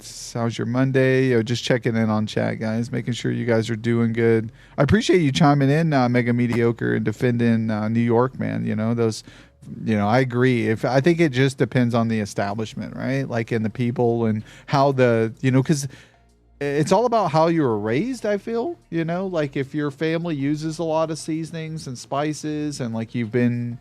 You kind of know what seasons and spices go with what meals you're creating. Like, I'm not very educated. I'm no chef. Mega Mediocre probably knows that, there's certain things and seasonings that work well with others, and also the cooking method, and, it's just everything. But if you don't, I'm one of those guys who, is grilling, and I ask people how they want their burgers, and then I cook them all the same. I'm like, oh, you like medium rare? Okay, I got you. And then next thing you know, I'm like, here you go, well done. They're like, what is this? They're like, there's no red in it. I was like, well, there was red in it before I cooked the shit out of it and gave it to you. But have fun, enjoy. Throw some ketchup on it. There's some red on it. Well, yeah, it's dry. If down here, for the most part, because you do have a few that'll eat it like that, but down here, if you give someone fully cooked meat, whether it be a burger or a steak, it's blasphemy. It's like, no, you are not invited to the cookout. Go home. Just point blank, period. That's like bringing friggin' potato salad with raisins. Like, no, just don't do it. Go. I heard someone say that one day. They're like white people put raisins in potato salad. I was like, I ain't never seen that. I've been around a lot of white folk, and me being one of them, I ain't never put no raisins in no potato salad. Yeah, medium rare is normally, that's 99.9% of us, that's what we like, medium rare. It's the moist, and it's just delicious. Yeah, I wish I could. Maybe I can get more along that. I think when I think rare, I think undercooked, and then I think of bacteria and stuff like that. And I think because I have a bad gut biome, I already have stomach issues myself, so I would rather cook everything overcooked. At least I know it's cooked, and I don't have to risk that. But I think again, like you want juicy meat, right? You don't want dried stuff and. We'll see with pork and chicken, those you need to make sure 100% that it is completely cooked. Beef, that's different. Like with beef, having that pinkness to it is the only way I can really eat it. Yeah. My wife Joker mom, she's really big into only eating dark meat chicken. She likes legs and thighs and stuff because it's juicy. She thinks if you throw any chicken breast, anything like that at her, it's dry. No matter how I cook it, I can marinate it, I can let it soak in broth and cook in broth. Well, however I give it to her, it's dry, and I'm like, okay, like I did my best, but. Mega Mediocre said, I was raised with no seasoning. My parents, not very good cooks, but my grandmother was, and she got me into learning to cook for myself. And then at 16, started cooking professionally. See, that's where it's at. And I think that's where grandmothers came in crucial. My grandmother was the same. She was a Southern lady. She made like my biggest thing that my grandmother made that I loved. She made like homemade chicken noodle soup that was to die for. She did a lot of baking. She was a big baker, so she made like strawberry cream pie. She made chess squares, fudge pie, all this lovely desserts that I loved. But the biggest thing she made was some homemade salmon patties. I'm not a big fish guy, but fried salmon patties, breaded and seasoned to perfection, are amazing. And I never thought of that until we had them. She'd dry them off on paper towels and let the paper towels absorb all the oil. And man, I could just kill those things all the time. Oh, yes. Well, going back over to the chicken, it really depends. If you're frying chicken, you want dark meat, because I've found that white meat, when you're deep frying it, dries out completely. But if you're going to do a grilled, then you actually want the white meat.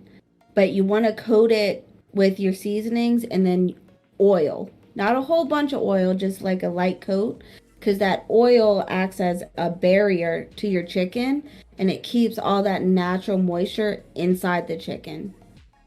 Yeah, no, that makes sense. That's dead on, and that's the same way I hear a lot of people, which I learned, and I'm sure Mega Mediocre could probably confirm, is, searing things before you cook it. Searing your meat so it kind of traps. It's the same idea, right? Traps the juices in there. I turned this podcast into a food talk show. My bad. Yeah, exactly. Yeah, we're big foodies here, Mega Mediocre. I'm a Taurus, and us Tauruses are food's number one, and usually sex is number two. But so Dude, we just became besties. what? Yeah, you a Taurus too? No, I'm a Libra. Oh, but I'm just saying, food and sex, count me in.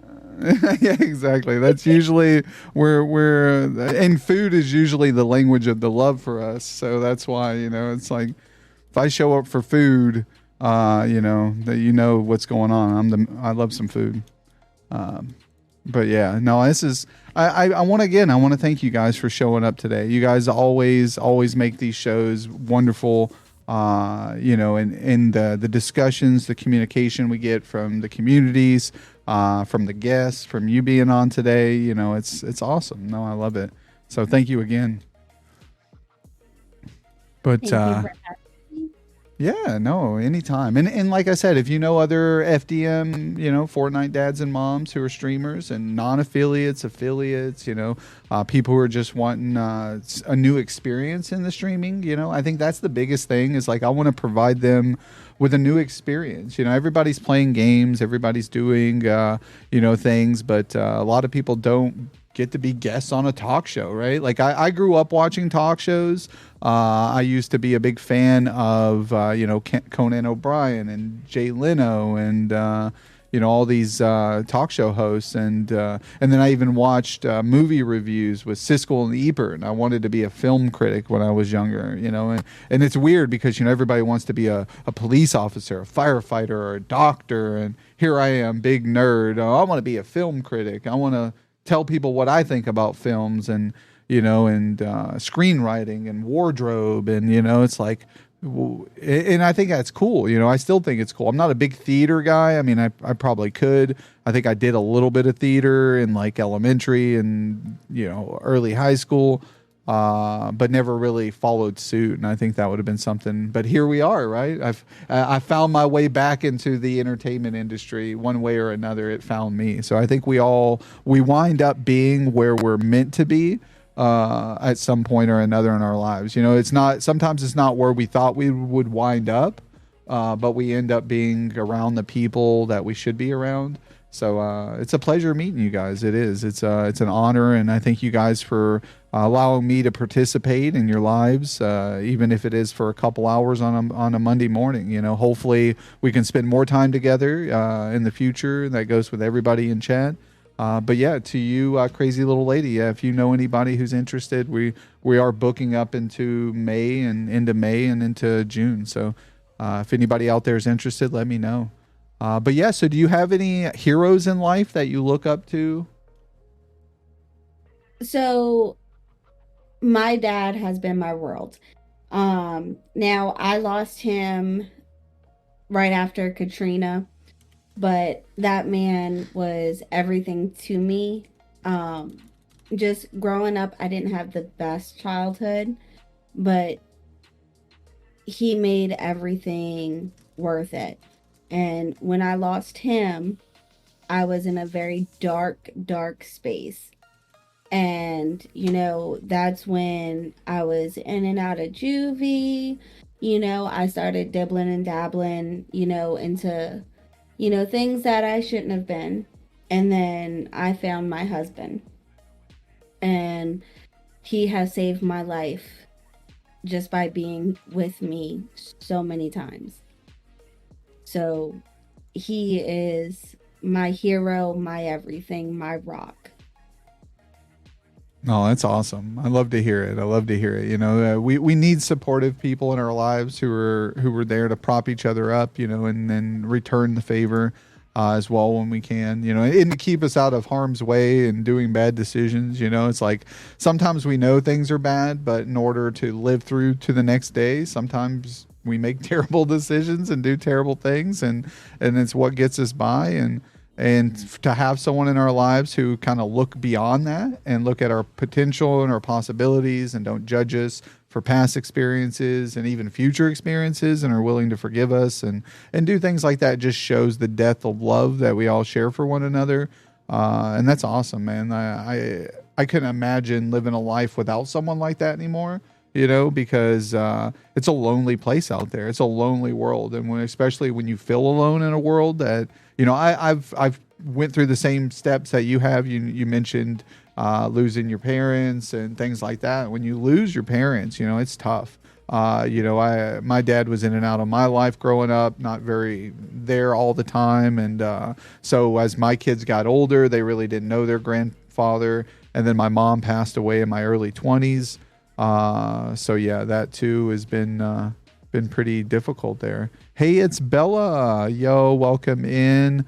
Sarfatma, welcome in.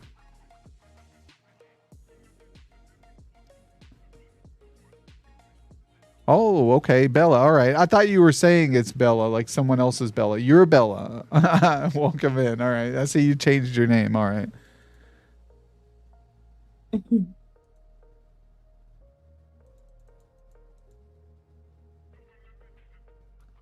All right. But yeah, no, awesome to see you stop in this morning, hang out with us again. So yeah, do you you mentioned fear of heights. Do you have any other biggest fears in life that you're not too fond of? Snakes.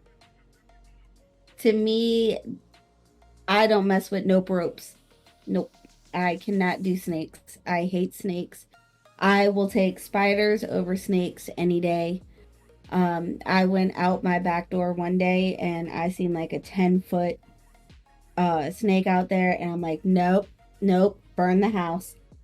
I'm leaving. And I literally left for a whole weekend until my husband was like, don't worry, babe, I killed it. I finally found it and I killed it. You can come home. So I don't do snakes. I'll do anything else. You know, rats don't bother me, spiders don't bother me, frogs, slugs, any kind of little critter does not bother me. Snakes, nope. I will so fast. I don't do it. Nope. No, I don't. I don't blame you. I'm not a big fan of snakes either. You know, it's. I think as much as snakes as I dealt with were what were called little gardener snakes, which I actually enjoyed as a kid. I'd go catch them, and they would bite you, and they're non-poisonous, and they would kind of just like not even have teeth. So they like nibble on your finger, and like that was my extent of snakes. But after that, once I got older and the snakes got bigger, and they weren't so yard friendly, because like my dog would even go out and he would catch them. Like he would grab them in his teeth and like throw them up in the air, and you see him flying in the air, snake in the air, and you're like, what the hell? And those weren't too terrible, like I said, but yeah. Once I realized there was poisonous ones and ones that looked weird, and I was like, yeah, we're gonna stay away from those, you know, because in the South you got water moccasins, you got cottonmouths, you got rattlesnakes, just everything, and they're not just friendly snakes. So scratch that. But do you have any nicknames that your sisters, brothers, maybe in school that they gave you or anything like that? So my family knows me as Danny, but when I was little, I was known as Peanut. It's because when I was born, and another reason I go by Little Lady is when I was born, even though I was full term, I was very small. Like my mom and dad used to carry me around on a throw pillow. I was so small. But I had a big head, little body, and a big booty. So they said I was in the shape of a peanut. So they called me Peanut. That's good. That's that's in depth, and I guess you would almost have adorable as a kid, right? Like you had a little bitty baby, and I was adorable as a baby, ugly as hell as a child, and then I was beautiful as a teenager. And now, even though I know I'm beautiful now, I'm like, screw it. I already got my husband. I'm just gonna eat. If I gain a few pounds, oh well, he's locked. We're good. you did the lock symbol. Locked in, baby. Locked in. You're locked, baby. Ain't going nowhere now. Yeah? That's how it goes. 14 years too late, buddy. And it's crazy because I warned him before we even started dating. I said, just to let you know, my family is crazy and I'm the craziest of all of them. And he just laughed it off, like, oh, haha, you're funny, and then like a year later, after he proposed and everything, he's like, you tried to warn me. I said, I did. I've straight up told you, you didn't believe me. That's your fault. You're stuck with me now. So, yep. And then 14 years and 3 kids. And he'll tell you, he's too scared to leave. He'd be like, I'm where I want to be, I swear. Like, you better say that. Yeah, I was just looking over your page here, and you do have a TikTok, is that right? I saw it on your front page. I do. Here, let me drop you a follow on TikTok here. And do you have your own Discord, or do you just hang around in the? I know you guys I saw recently you guys just got a FDM Discord going. Is that right? Yeah, so Snap does have a FDM Discord that's going on. I also have a Discord, but I really haven't like done anything to it. Like I haven't used it to like start a community yet. Just because I keep forgetting to. So, because I'm a part of so many Discords because all of my friends, like 80% of them have Discords, and I try to be active in every single one because to me that's the biggest thing for me is support those who support me. So I'm like in everybody's Discord trying to make sure that I'm being active in their Discord, that I forget that I even have one. And I'm like, oh well, I can wait on mine. I'll do that another day. And then I'll just forget to finish setting it up. It's been like this for I think 8 months now. Yeah, no, I know how that goes. It took me a while to get this community going and get invested in it. And now that I've been doing, over the last, I would say, over a year now, doing the Kingdom of Clowns, I've been less active in other Discords, unfortunately. And it is what it is. I try to be there and show love when I can. But my way of support is just coming to the streams when I can. And I try to come to the streams of people I know who are actively out also supporting other streamers, not necessarily just me. If I'm out in other streams and I see some of the same people all the time in all these other streams, I try to show up to them too, because I want to give them love. They're out there supporting streamers and they're showing love, getting to know people. And I want them to feel that same love that they're giving, even if it's not to me. There's people I watch who may not show up to my stream too often because of work schedules or time differences, just like Mega Mediocre. He stops in while he's cooking at work and getting ready. He'll stop in, listen, hang out. Unfortunately, sometimes when I see him on, I'm already in bed or doing stuff with the family. Hopefully I can catch some of his streams more, and that goes to everybody else in chat. If you guys who dropped a follow today, if you guys stream, Freedom, We Are the Best here, Christy, Tigers, Waste, Best Mom, Moneymaker. If any of you guys are streamers, definitely let me know in chat. I'd love to, catch your guys' streams. Yo, T9, my man. Thank you for that sub with your Prime. Nonetheless, again, you could have gave that Prime to any streamer out there for this month, and you chose me. I appreciate that so much. And then we're going to give you your fortune. What we do here, chat, for anybody who subs to the channel, we open them a fortune cookie and see what their daily fortune has in store. So that's what we do here. And then we also show you guys the daily socks of the day, what socks we're wearing with our clown shoes. So I'll be back here with you momentarily when I have your fortune, my man. Hopefully the family's doing good. T9 and the baby. Every artist was first an amateur. And we are all artists, guys, one way or another. Streaming is an art, and we're creators of an art, and that's something we have to remember and recall. So we all start as an amateur, but one day we also can be great. So I appreciate that. Let's get you the shoes here.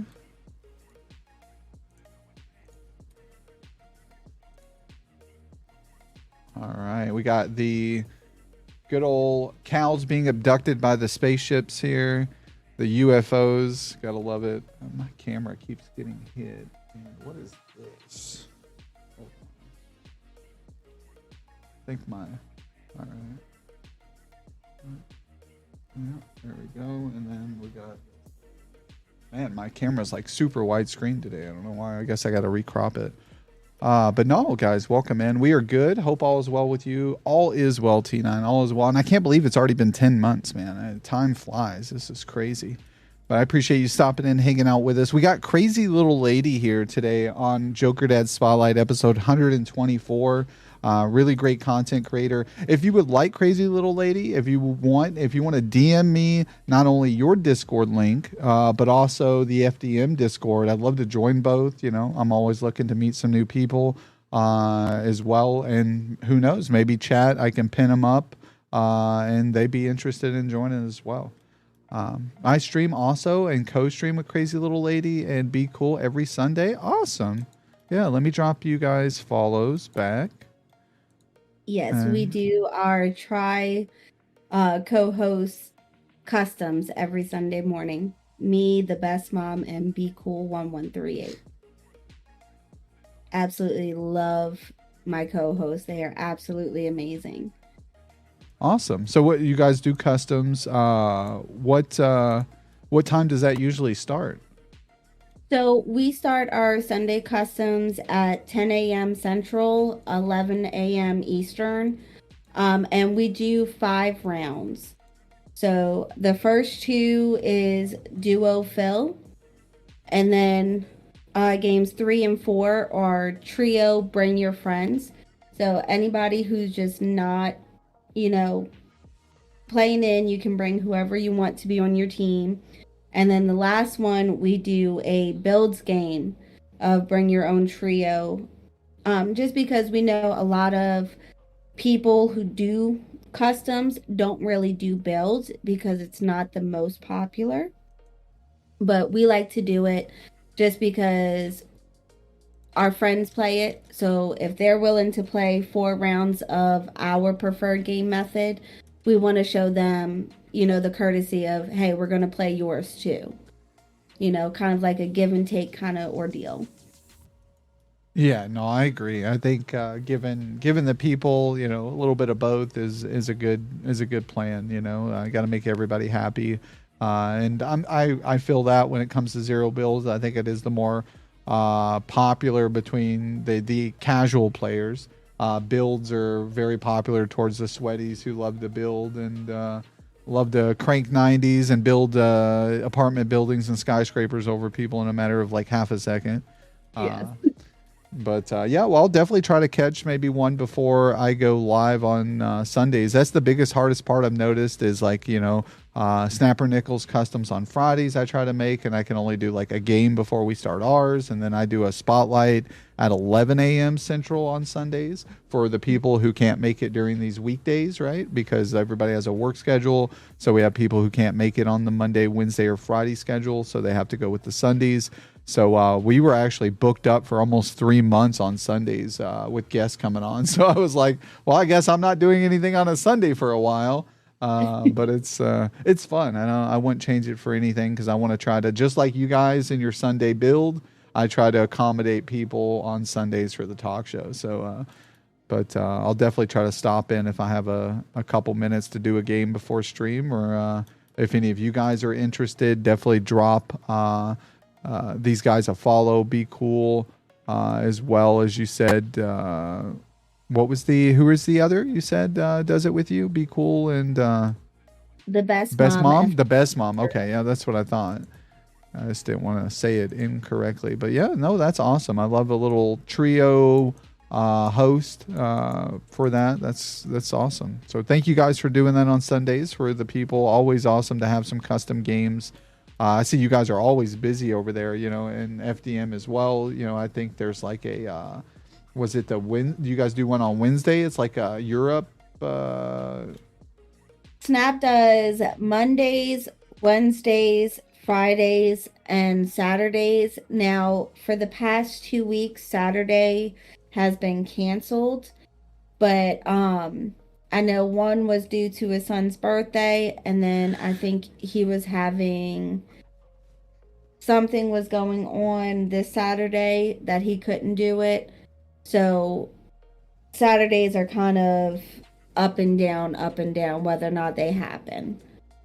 But I know Mondays, Wednesdays, and Fridays are for sure. And then ours is on Sundays. Yeah, so that gives some people some opportunities, if they can't make it any of those days, they have another day of the week that kind of catch a game and get to hang out with some people. So yeah, it's just I love the vibes and the energy. that you guys provide. So keep it up. You guys are doing amazing over there. But yeah, so with the questions, we're actually going to get into some more streaming related questions, and I'm actually going to pull up some clips here. So just a moment. All right, we got, okay, that's how, here we go. This one that's a featured clip, that's how you do it. Let's see. Uh-oh, the shields. I love the shields. I miss them.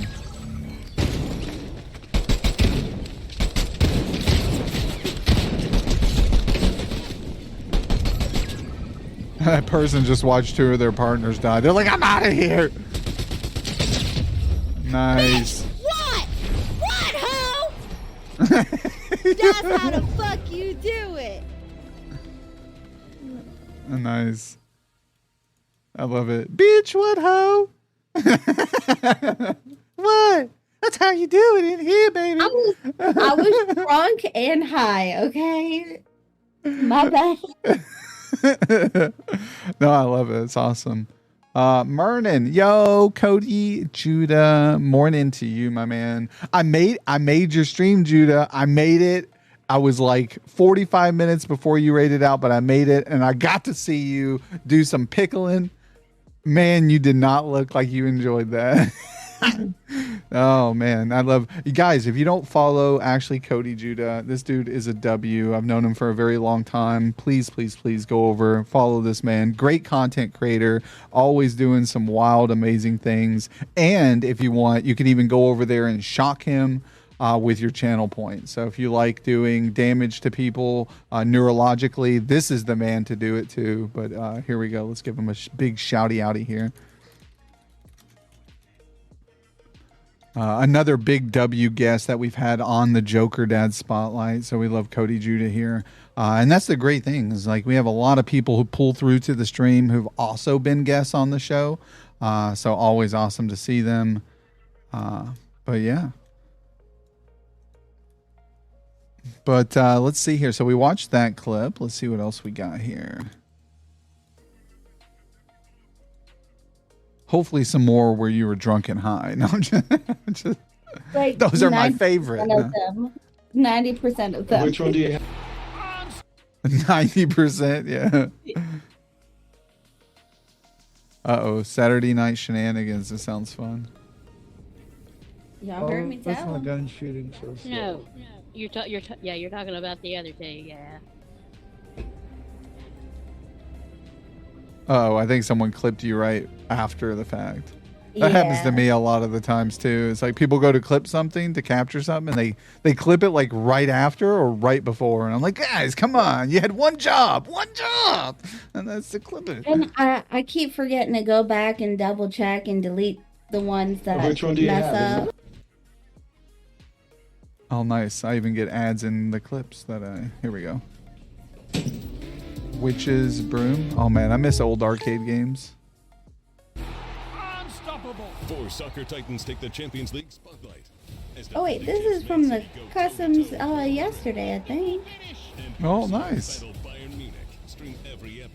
Let's see here. Exclusively on Paramount Plus. wasn't the whatchamacallit? See, that's when I was going after Brandon because it's I didn't care about anybody else. I was just going after be cool. It's like I just wanted to find him. Everybody else can kill me. I'm like, I just want Brandon. Leave me alone. Ouch. Y'all are cheating. Oh, okay. This is actually the whole stream. I was like, wait a minute. Thinking about doing. Yeah, that's the whole. Just let me kill Brandon once. Oh, that's a cool guy. No, let me kill him once. We were actually just playing. So that's what we do at the beginning, just to give everybody time to come in. We just play little random maps, and everybody can join in with us and chill until everybody's ready for the customs. But it's like, leave me alone. I just want to kill Brandon. Let me get people. Y'all leave me alone. Yeah, no, that's good. I recommend checking out The Pit. It's a very cool customs. I don't know if you guys have done that one, but that one's pretty fun. It's also got like once you get so far into it, it unlocks the cars and stuff too. And that's my kid's favorite thing. As soon as the cars come out, she's hopping in it and just spinning the whole time, running people over and flying through the air. And it's a fun time. Yeah, we actually ended doing the pit. So after customs, while all three of us roll the winners for the V-Bucks, we get everybody into a game together. So we ended playing the pit with everybody. Oh, So that nice. was- Oh, I'm on his booty. All right. Wait. No, stay still. I almost. Hold on. Booty hole shot. Booty hole shot. Booty hole shot. Let's go, chat. Booty hole. Oh my god, you picked him up too and then shot him in the butt cheeks? That's hilarious. I have addiction to butt shots. That way I can say I put a cap in your ass. Oh my goodness. Anybody in the South knows? Yeah, we ended on the pit. Nice. Wait, you went after someone else? Yeah. Come over here. You jealous? You jealous? You jealous?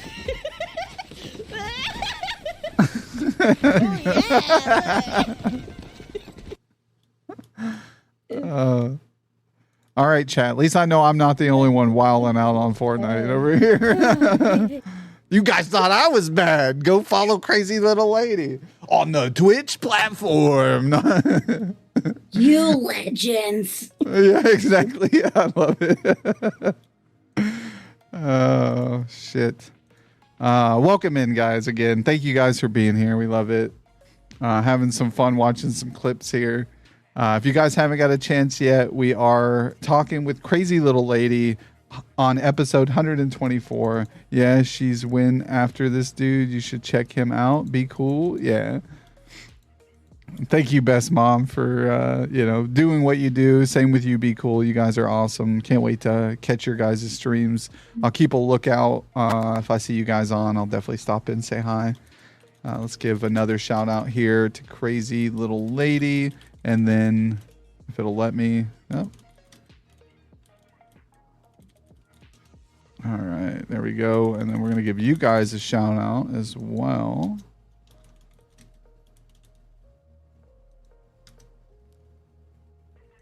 All right, thank you very much, guys.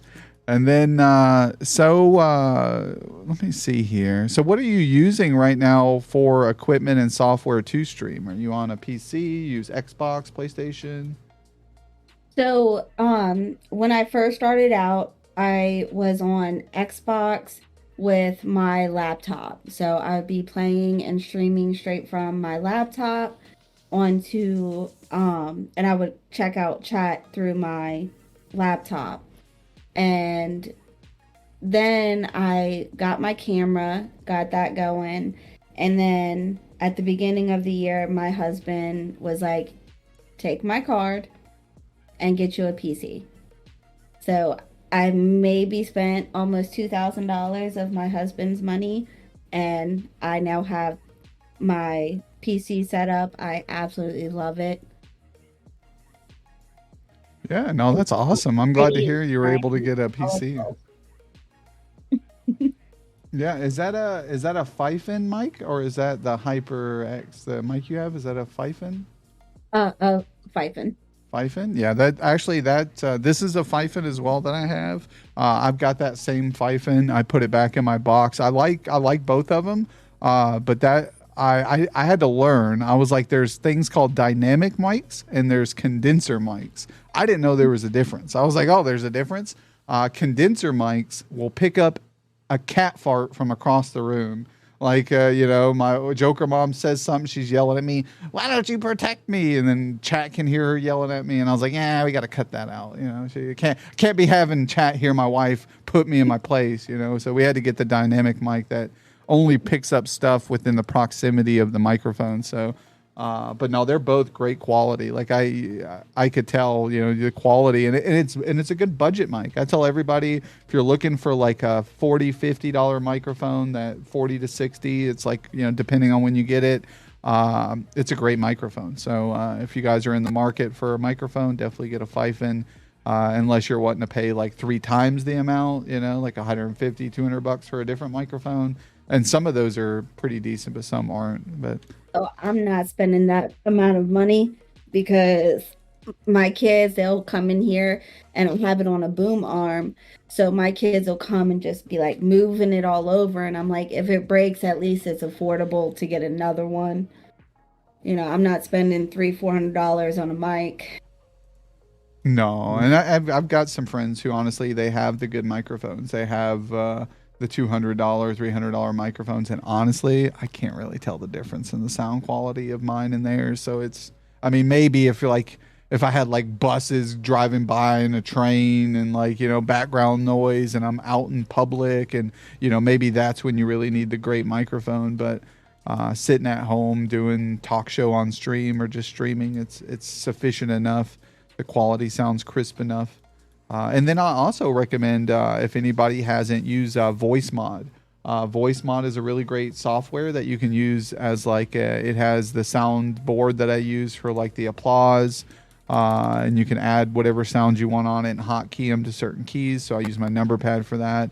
And then it actually has a feature that's free in the VoiceMod called Clean. And when you click that, it actually cleans the sound, your background sound, or it makes it even more crisp.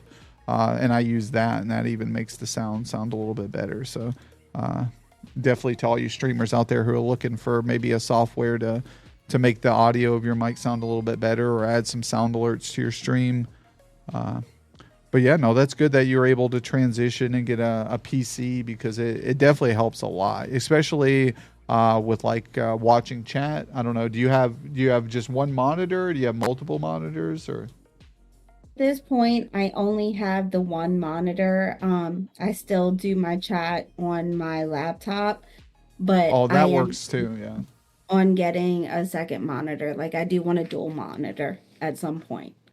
Yeah, I mean, a laptop with chat is sufficient to me. You know, it's like a big enough screen so you can see chat. I used to have my cell phone propped up right in front of my computer and was watching my chat through the cell phone. And I had a friend who actually knew I was doing that, and he was like, "What?" He's like, "You're watching chat on your cell phone?" He's like, "Dude, I'm just gonna send you one of my old monitors and a mount." And he sent me a mount and a monitor, and was just a very nice guy to do that. And that's Papa Turbo, really great dude in chat. I'm actually gonna give him a shout out, because we love Papa here. He hasn't been streaming much. You know, he's a busy guy.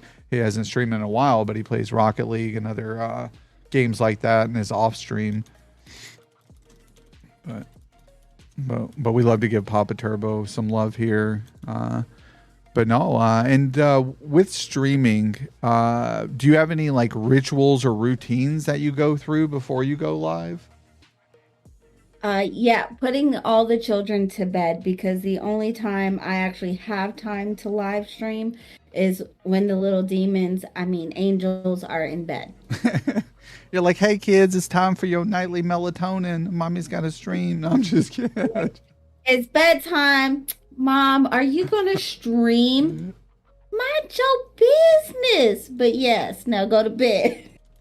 And then I'll sit there and I'll go and smoke with my husband real quick. And if I'm drinking that night, I'll grab me a drink from the fridge and come sit down and be like, all right, I'm ready. Yeah, no, I'm same with you. Like I'm lucky because like, you know, I have 2 kids. My wife has 2 kids, so we have 4 total. My 2 live with their mom, who lived just a couple blocks away. They're older now. Like my oldest is like you know, an adult now and is thinking about moving out on her own. My wife's oldest is an adult now, but also, you know, thinking about moving out when they get stable. But you know, the world we live in, you know, everything's so damn expensive, and you know, these kids get a job and it's like they can't even afford nothing with the job they get, and the jobs they get, they only want to give them like part-time hours, which isn't enough to really like support yourself by yourself. So it's not like we want to kick our kids out or anything. We're gonna, you know, live comfortably while we're still here. But it's tough, it makes you worry about that aspect. But then the younger ones, I only have one young one, and that's the one who asks the questions, who, makes the mass and stuff. And so I have a little bit more free times in the morning, and she does homeschooling here. So before she came over, she was doing like a Zoom meeting and getting touched up on her, I think, science or something with her teacher. And we found like that works a lot best because unfortunately, with public schools, kids are influenced younger, I guess you would say, with material and subjects that we're kind of not too fond of. Or, I remember my youngest in third grade, I guess their teacher was a fifth grade teacher and got moved to a third grade level, and decided that it was good to talk about abortion and religion and politics in their class to third graders who never even knew what abortion was about. Because I was the type of father who, when I picked my kids up from school, I said, well, what did you guys learn today? As soon as they got in the car, I wanted to hear what they learned today. And I remember one day that was a very awkward silence after I asked the question, and then had my kids, who were both females at the time, say, well, their male teacher decided to talk about this subject. And I was like, I had to go to the principal and be like, was that part of the curriculum of the day? Or was that something the teacher decided to just talk about of his own personal interests and beliefs? And I was really fucking heated, because I'm like, if it's curriculum, that's one thing. If that's something that every teacher is teaching every student, but if this is just something that was the water topic cooler of the day, then yeah, let's save on that. That's something I'll talk to my kids about, right? Like, I don't need you guys to talk about it. To even start a conversation about abortion, you have to first begin with sex. And I'm sorry, but third grade, knowing about that, no. I am very protective over my littles. Now, my sixth grader, I've had to have the talk with her because I know come middle school, especially my kids go to public school, so they tend to talk about sex a lot in middle school. So I wanted to have that talk with her before she even went. That way, if she had any questions, she can ask me or her dad, and not some little kid whose balls haven't even dropped yet, So, and it's crazy because you kicked them. No, I'm just kidding. Yeah. Within the first week of her being in school, a little boy walked up to her and asked her, does size matter? Oh, man. And when she came home, she asked me, Mom, what does that mean? I know it's a sexual reference, but what does that mean? I said, it means when you go to school tomorrow, you're going to go to that little boy and sit there and say, hey, you remember the question you asked me yesterday about if size matters? Ask your mom. Yeah, exactly. Yeah. Ask your mom, because clearly your mom does not think so. Yeah. It's like, those are the things that, like, as parents, we do need to be taking the initiative. And I think a lot of times everybody's so busy, and they don't know what their kids are talking about. They don't know what is being told to them. I was one of those parents, I didn't know what was going on at school. I didn't know what the students were talking about. I didn't know what the teachers were talking about. And that's why I started asking. And then when I started asking, I started getting, issues like that. And it became like, an issue with the teachers, and then I started having issues with other students. And then when I try to confront it, the school just wants to play the middle person. They don't want to pick sides. So like, it's either everybody's at fault or no one's at fault is their ideas of looking at it. Right. So it's like, if a kid's being mean to my kid and bullying my kid, they make it seem like it's my kid's fault too, that they're being bullied. And I'm like, no, that's not how that shit works. It's like, take the initiative to stop the bullshit, or I'm going to stop it. Either one, stopping the kid myself, or going to the parents of the kid directly and stopping it at the source. And you don't want that, I assure you, because then it's going to go right out of your guys' control. And then we're going to have to deal with authorities and the repercussion of something that should have been stopped here and not escalated to where it's been. And I'm a very protective person of my children, and I'm actually a very protective person of other people's children. I mean, it's my fatherly instinct. If I see some fuckery going wrong and other kids are being a part of it. You know, I had a moment where we've got a friend of the family, and I used to come to school and I'd volunteer to read for the kids and teach them how to read books and stuff, right? I'd sit down and we'd go over it, and it would be like twice a week, like Tuesdays and Thursdays I'd come and I'd volunteer for the class. And it was great because these are some kids who like English was their second language, right? They're Hispanic, they didn't know how to read. And I remember seeing some of these kids today, and they remember me. They're like, oh, I remember you. You helped me read. And, you know, and that's like huge play on my heart. You know, like I played a part in these kids' education, and I wasn't even a teacher, you know. And so, you know, there was a time at which I was showing up to do that. And a friend of mine's kid who's had heart surgeries multiple times throughout his youth, I think he was in kindergarten. And he was in a different class as my daughter, but they were both in kindergarten. And one day he had heart surgery, and he had been recovering. He was only like a week or two after heart surgery, right? And a fucking kid, as I'm walking down the hall, the kid, you know, my friend's or my daughter's friend is walking towards us. I say hi, right? He's at a distance. Another kid's kind of walking next to me, but faster. So I see this kid walk past me towards the boy. The kid's holding a book, like a school book, and he slaps it right in the kid's fucking chest, right where he just had open heart surgery, bro. And I fucking watched that, and my friend's kid started crying really bad and like gasping for air. I about fucking flipped. I immediately turned around. I had to walk away from the kid, first off. I was like, I can't even fucking do this because I'm about to grab this kid and chuck him across the hallway into some lockers. And like, what the fuck were you? Maybe the kid didn't know that this kid just had open heart surgery and he was just fucking with him like, you know, boys do, right? They're roughhouse. And that's fine. But I had to immediately go to the principal for that and was like, hey, look, you know, a friend of mine's kid who just had open heart surgery, just got smacked in the chest by another kid with a book. You guys need to fucking do something like right now about it. You need to first check to see if the boy's okay. You know, because I checked to make sure he was okay, and he said he was, but you could tell he was in extreme pain. And I didn't know if like he may have caused damage to the kid's heart or arteries in his chest after hitting him. It could have escalated, but luckily everything turned out to be okay. But that's just those things where you don't know what a person's going through, and like keep your hands to yourself. You know, I had another incident happen where a friend of mine were at a card shop. Another older boy, he was probably like 17 at the time, decided that he was going to give a titty twister to another boy, right? Like, and little did he know, he walked up, gave a titty twister to this kid. The kid just had surgery on his nipples for like extra fat or something that was in his chest, and his nipples were sewed back on. So this kid just ripped all his stitches, and blood was gushing out of this kid's shirt. And I was like, and the guy didn't know either. He was just trying to fuck around. And I'm like, bro, you just ripped his nipples off. Like, he's bleeding everywhere. Like, and that kid never came back to the card shop ever after that point. His parents didn't let him come back. And yeah, it's terrible. But it is, you know, and that's why we gotta to protect our youth, man. We got to protect our kids.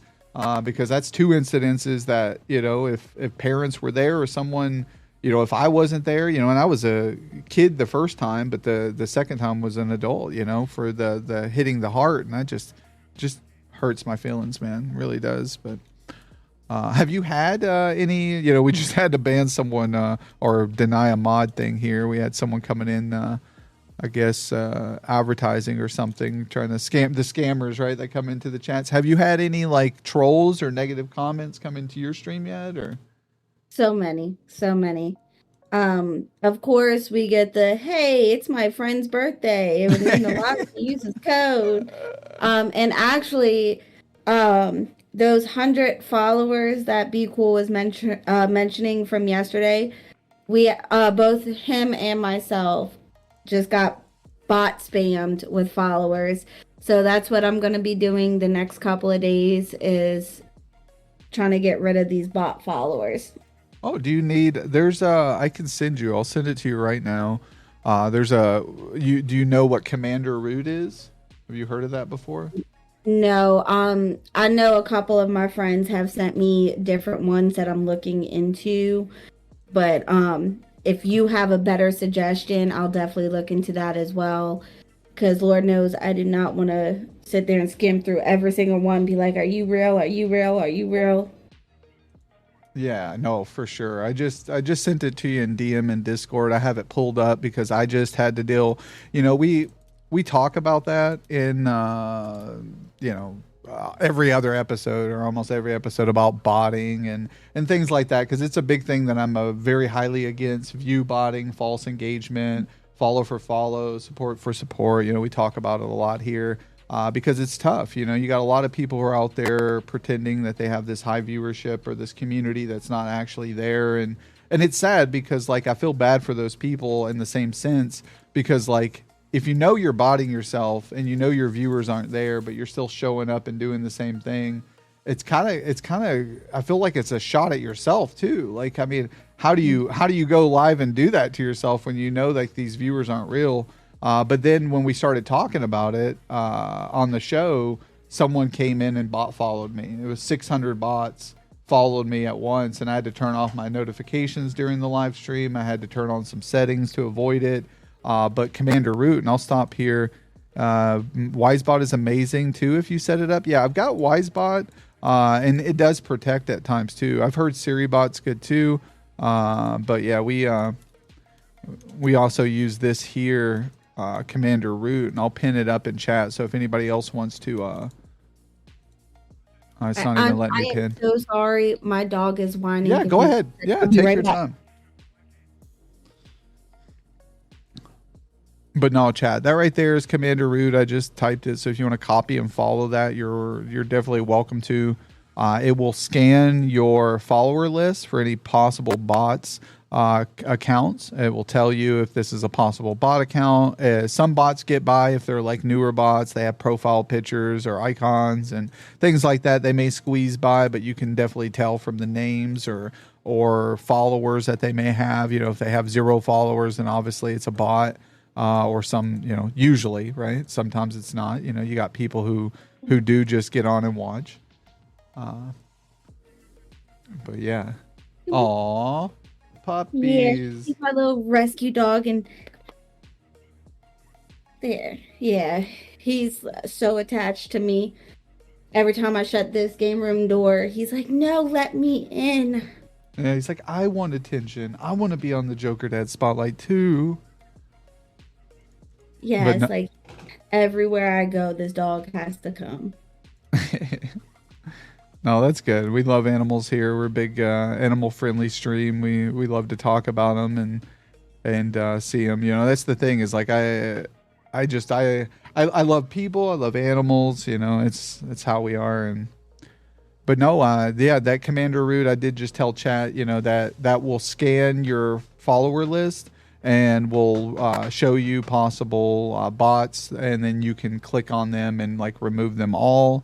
Or remove them individually. So it's a real quick way. I think the hardest thing is it's scanning everything first. Like it does an initial big scan and updates. So it'll update like all the list of names and things like that. So that may take a minute. I know my original scan was a long time, but ever since then it kind of just picks up and figures out what are the bots. And you can have it like clicked by day.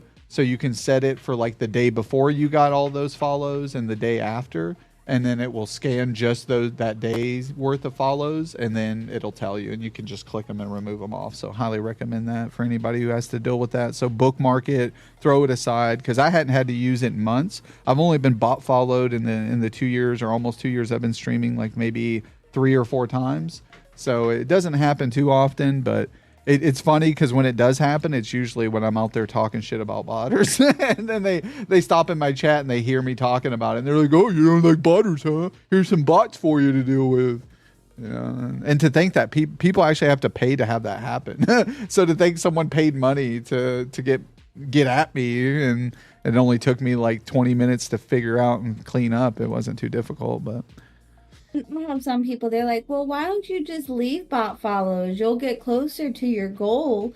I'm like, because you don't want that. That's going to turn around and bite you in the ass. So yeah, no, exactly. Every single one. Yeah, no, for sure. And I mean, and there's people who I've seen get bot follows. You know, there's people I know at like 6,000 followers and 7,000 followers, but when they go live, they have like, you know, not that many people in chat, right? So it's pretty obvious the ratio of difference of viewership to followers on who's there and stuff. And if you're sitting at 6,000 followers with nobody in chat, you can tell that you either got bot followed or you did follow for follow, which no one's coming back for anyways. So yeah, it's tough. Yeah, I have a lot of people are like, hey, I'll come and join your stream if you'll follow me back. And I'm like, I don't do follow for follow. It is against guidelines. And if you're caught, I can lose everything. And I'd rather not. You know, now, if you want me to check out your stream, that's different. You know, let me know. I'll come and I'll watch for a little bit. And if I enjoy your content, then yeah, I'm going to follow you. You know, Yeah, but exactly. I don't follow anybody. You know, I definitely check it out first, because when I follow, that's me also recommending, you know. So I'm not about to follow people who are talking about racist things or things like that I wouldn't personally be like, hey, go check this person out, you know, because that speaks on me as well. So I'll check you out first. If you know, if I like your style and everything, I'll follow you. I'll definitely, you know, tell my friends about you too and things like that. Like, I had one guy, he was coming in, he's like, yeah, you need to check me out. You need to check me out. I'm live. And I'm like, yeah, I'll go ahead and check you out. As soon as I get into his stream, his first word is the N word. And I'm like, nope, nope. Especially, not only did he say it, but he said it in a derogatory way. And my husband is black, my children are mixed. So that hits different for me as well. So when the very first word was that, I was like, nope, not for me, not following. And I've actually banned him from my page as well, because if you're doing that on your own, what's to say you're not going to come in here typing that? And I don't want, you know, my community that I want is people who are respectful to everyone. I don't care who you sleep with at night. I don't care, you know, what you do recreational or whatever. You know, that is your choice. But you're not going to come into my chat being like, oh, this person is gay. I don't like gays. You know, like I said, I don't care who you sleep with. You know, I only care about my bed. So, but you're not going to come in here and disrespect people either. You know, I am very big on, hey, it's your business. It stays your business. You know, because my best friend, Panda Kai, he is my gay best friend. And he'll be the first one to be like, you know. And I had one guy come in and like, shut your gay mouth up. And I'm like, dude, fuck off. You're just jealous because he's my best friend and you over there being lonely. Just find your way out. You know, it doesn't matter. You know, I'm very big on it. Like, I'm a very respectful person. And that's the southern hospitality. You know, that's like how, you know, we were raised. You know, some people are raised that way. Some people have that in them, and some people, you know, were brought up in hate speech. And I see it here in the Midwest. You know, I grew up in a prominently black and Hispanic culture where I grew up. I grew up in the ghetto. So I was one of the only white kids in my class. So I learned to, I got it from both ends. I was the one targeted by, you know, the minority of people against whites, you know, like, so I've been on that opposing side of it. And then when I moved up north, there was like no black kids in the school here. And then all of a sudden you'd get a black kid and you see the kids be fucking mean as shit. and then they were the ones doing it, and I'm like, dude, this is completely different walk of life, you know. Like, I was on the other end of it as a kid. I get older, and I hated it both sides. I hated being victim, and I hated seeing people victimized, and it was very sad to see. And you know, like you said, coexist. I don't care what you do, just don't bring that shit into my chat either, you know. It's like, you know, because I had someone come in the other day on a spotlight, and I don't know who they were, first time chatter. I don't think they ever said anything again. I didn't ban them because I was like giving them the benefit of the doubt, and I didn't want to acknowledge them because that enables them. But they came in and all they said was, "I'm gay." And I'm like, oh, okay. You know, and me and the guest both noticed it, but we like ignored it and just kept talking, and then chat just pushed it away, and then it was never to be heard from again. But if that individual would have kept going on or trying to make disruptions in the stream, you know, like, I would have banned them instantly. I'd have been like, deuces, you know, like, you kind of cross that line. One simple comment like that is okay because you're not directing it at no one. You're just making a blank, stupid statement, whatever. But if that would have continued, I'd have been out of here. Or if they dropped the N word, like you said, even that, a blank statement, that's too much. I'm out of here. You're out of there for that one. So people just have to learn to be good to people. And it surprises me that we live in this day and age and people still judge people based on their appearance, their sexual preference. Like, I judge people based on their morality and how they are as individuals and if they have good in their heart. If you're an evil fucking person, I don't care if you look beautiful. I don't care if you're white. I don't care if you're straight. You know, like, you're an evil person, and I don't want none of that. So, and evil can be disguised in all ways, shapes, and forms. So. Ooh, and getting back to your original question, I also had one time where somebody from Facebook had seen my link and they had messaged me and said, "Hey, can I come play?" I said, "Absolutely. I love playing with people. That's fine." So he gets in and we're playing, and he starts telling me about his pregnant wife and all of this and all that. I'm like, "Oh, okay, cool. Yeah, you know, I'm married too." You know, put it out there. I'm very open about, you know, me being very happily married because Lord knows, as a female, you get a lot of people in the DMs, you know. So I'm almost every stream, I'm like, my husband, my husband, my husband. You know? You got to remind them. You got to beat them away with a stick. So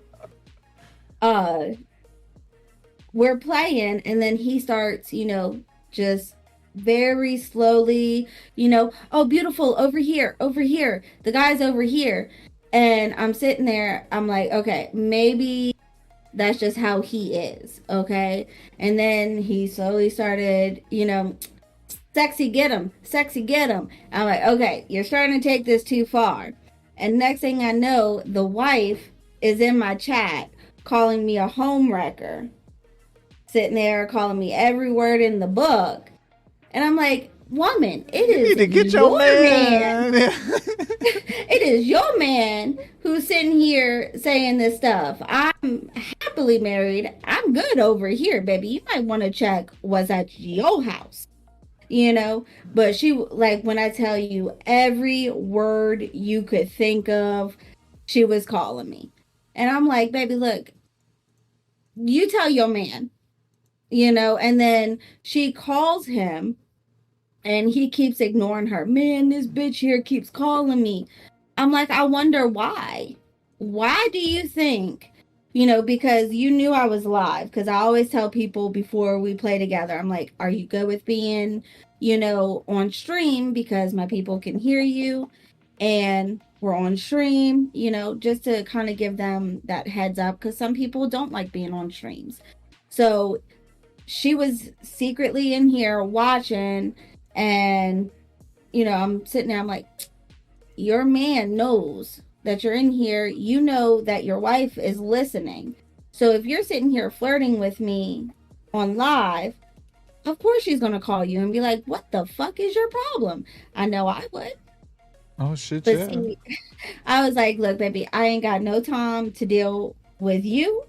And I done told you I'm married multiple times, and you're still gonna steady disrespect me by calling me, you know, sexy, beautiful."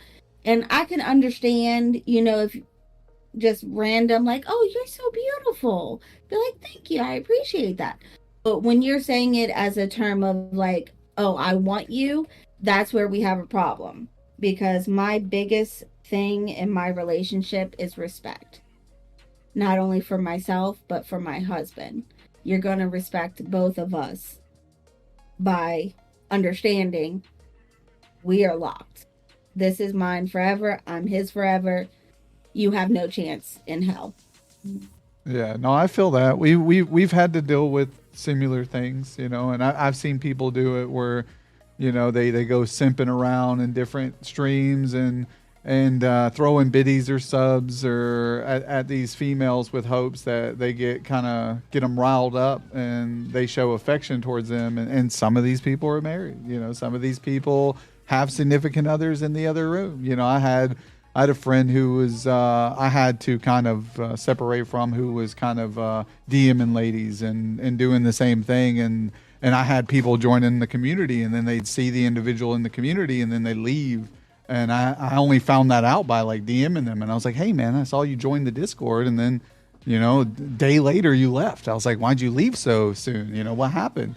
And they're like, well, I saw this person was in here, and you know, I've had to ignore them and stuff because like I told them I was married, and they kept pushing and pushing and being persistent, and I'm like, oh shit. I'm like, sorry to hear that. I was like, well, you don't have to worry about that here because like this is my community and that shit don't fly here. I was like, so if it happens, you let me know again and I'll make sure to take care of it, you know. And so we've been down that road, and I think, like you said, there has to be this mutual acceptance between partners involved that there is a line and you don't cross that line. And I think some of those people don't know that shit, you know, and you got to be reminded. I know my wife just walked in from work and she's all like, she already knows I'm she's giving the neck cut off. Like, you got to cut him off. Yeah. She knows. Now, see, my husband knows, like, I make sexual reference jokes towards, like, my friends that I play with. Like, I know John Grimm. That's one of the guys that I play with all the time. And we'll joke around with me and Moneymaker. We'll be like, oh, come on, we got to go and give John a lap dance. You know, he wants us thick women all over him, stuff like that.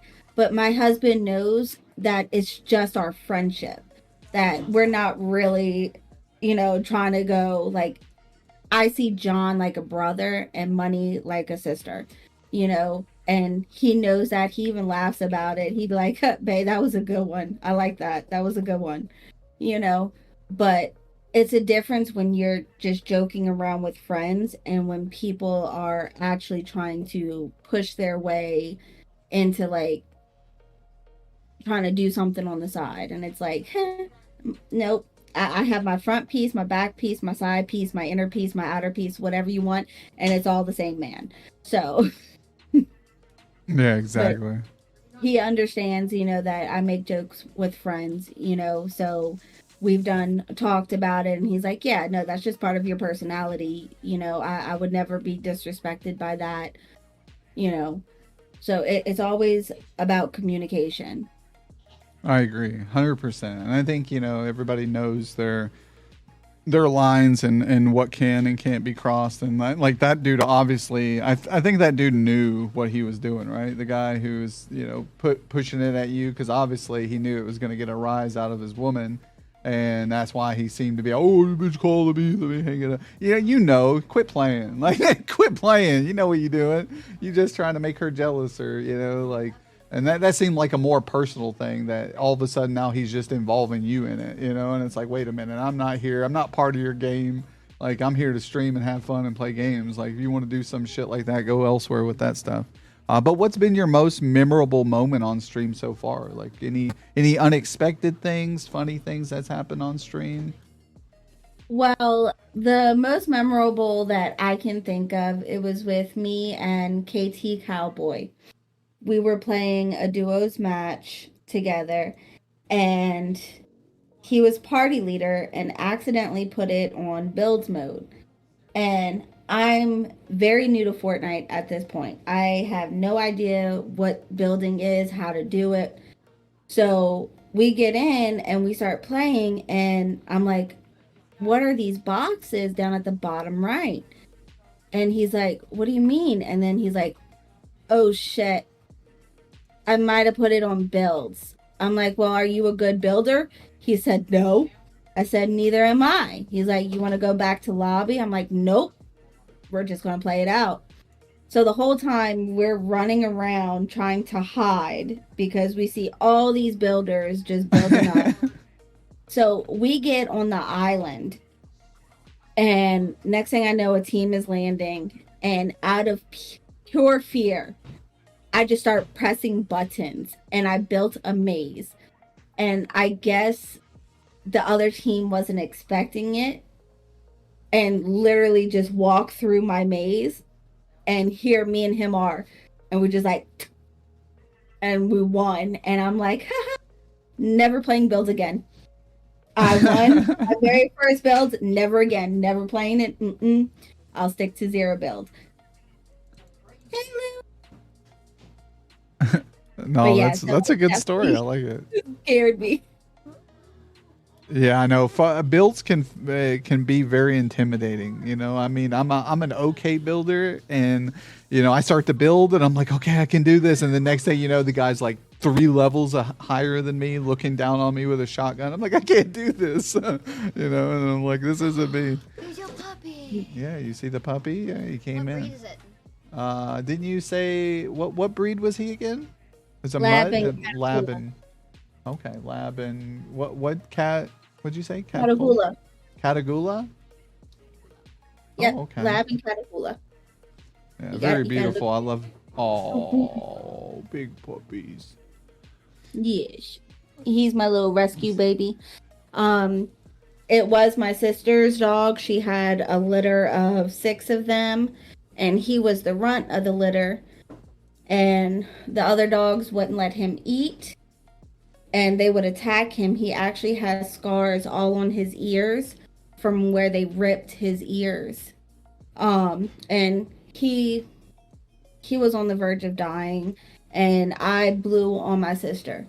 I sat there and I said, look, I love you to death. You're my blood sister, but that dog deserves so much better. I said, I don't care what you say. I'm taking that dog. So I took him home, took him to the vet, and the vet basically told me, look, you're going to be spending a whole bunch of money for nothing. He's going to die anyway within the month. And I said, I don't care. I said, do whatever you can, at least make him comfortable, you know, and I'm going to love him until it's time. So we gave him deworming medicine. He had 5 different types of worms, heartworms, you know, he was skin and bones. And I literally cried. Yes, I stole my sister's dog. I literally cried because I felt so bad for this baby. And I've now had him for almost 4 years now. And he's made a 360. You know, he's very happy and healthy. So, it's my baby. Oh, you could tell. Yeah, he's definitely a happy dog. Beautiful coat. I love labs. Labs are just beautiful dogs. They're really great. But one of the questions I do like to ask, what's been your biggest challenge that you faced personally as a Twitch streamer? Like, what was hard, or anything that was hard to overcome, or something that you found kind of difficult? So when I first started, you know, I had a lot of haters come in. They're like, "Oh, you suck," you know, just all different kind of stuff. And at first, because I was mentally going through things, I was like, "Oh, maybe they're right," you know. But then I had my friends who would sit there, be in chat, and be like, "Screw off." You know, she's freaking awesome. We love her. Just like you see in your chat how, you know, they're like, she's awesome. We love her. You know, they have really pushed me to do better.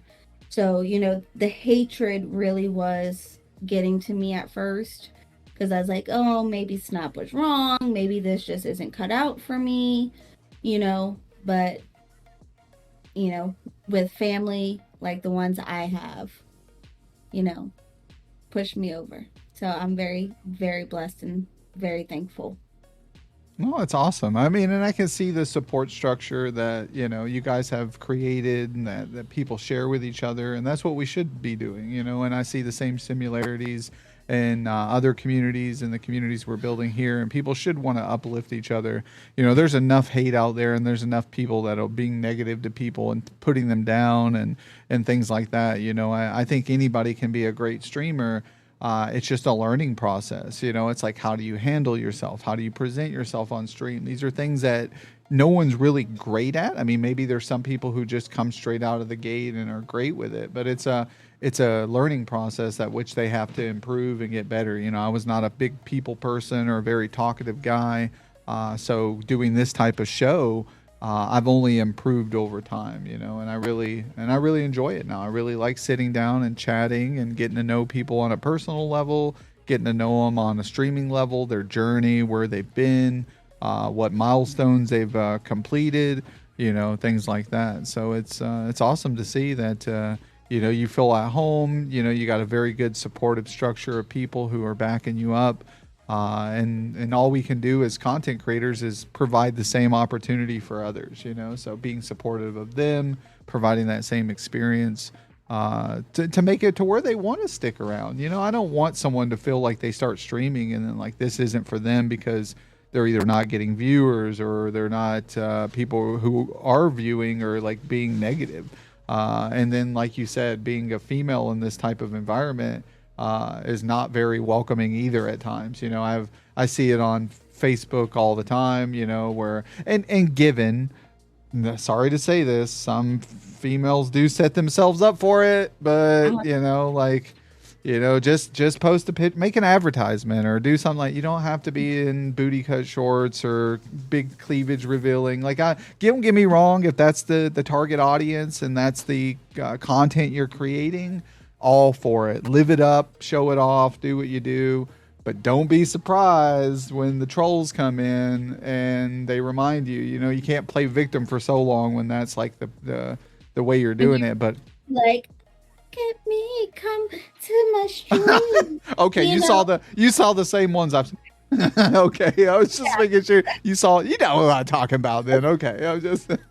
And then they all be on the bed, be like, yeah, just playing the game. Just playing the game. Man, you playing something, and it ain't just the game.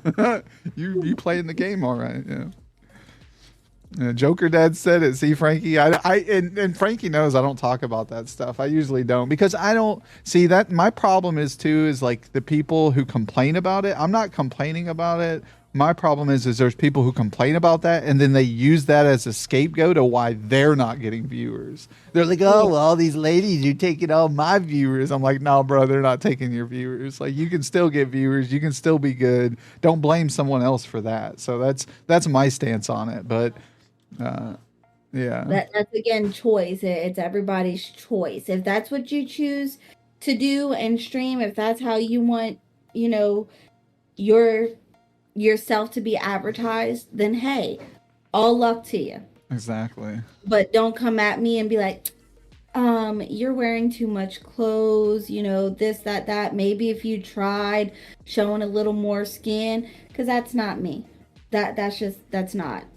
I'm very, respectful, cover up kind of girl, so I'm not going to judge you, but you don't judge me either. I know the group that I want in my chat, the group you want, but don't get upset when you have 20-30,000 dudes messaging you eggplant pics, 'cause that's what, when you're advertising with nothing but underwear on and a sports bra, you know what you're doing. You're grown. You know what's going on. Yeah, exactly. And I mean, in if that's what God gave you and that's what your tools that you're working with in the tool shed, then so be it, right? Like if that's what you got and the personality's there not to match it, then you kind of got to work with what God gave you. And so all kudos to everybody. I'll promote and help and support everybody in this game, but just don't be surprised, right? That's my biggest thing. Just don't be surprised. Yep. But yeah, so We are getting close to the end of the stream here. I do want to again thank you for coming on. We got just a couple more, maybe another question or two. But no, it's been a pleasure. I've had a blast doing this. I've got to learn a lot about you, from the skydiving to Louisiana Mama. It's an amazing time, and then in great community. You guys from the FDM pulled through today. I love Fortnite dads and moms. Everybody who I have who are dads and moms who play Fortnite. I always try to invite them to the group. I'm like, hey man, there's a big community out there, Fortnite dads and moms, and because I'm getting at my age, I'm pushing to my 40s.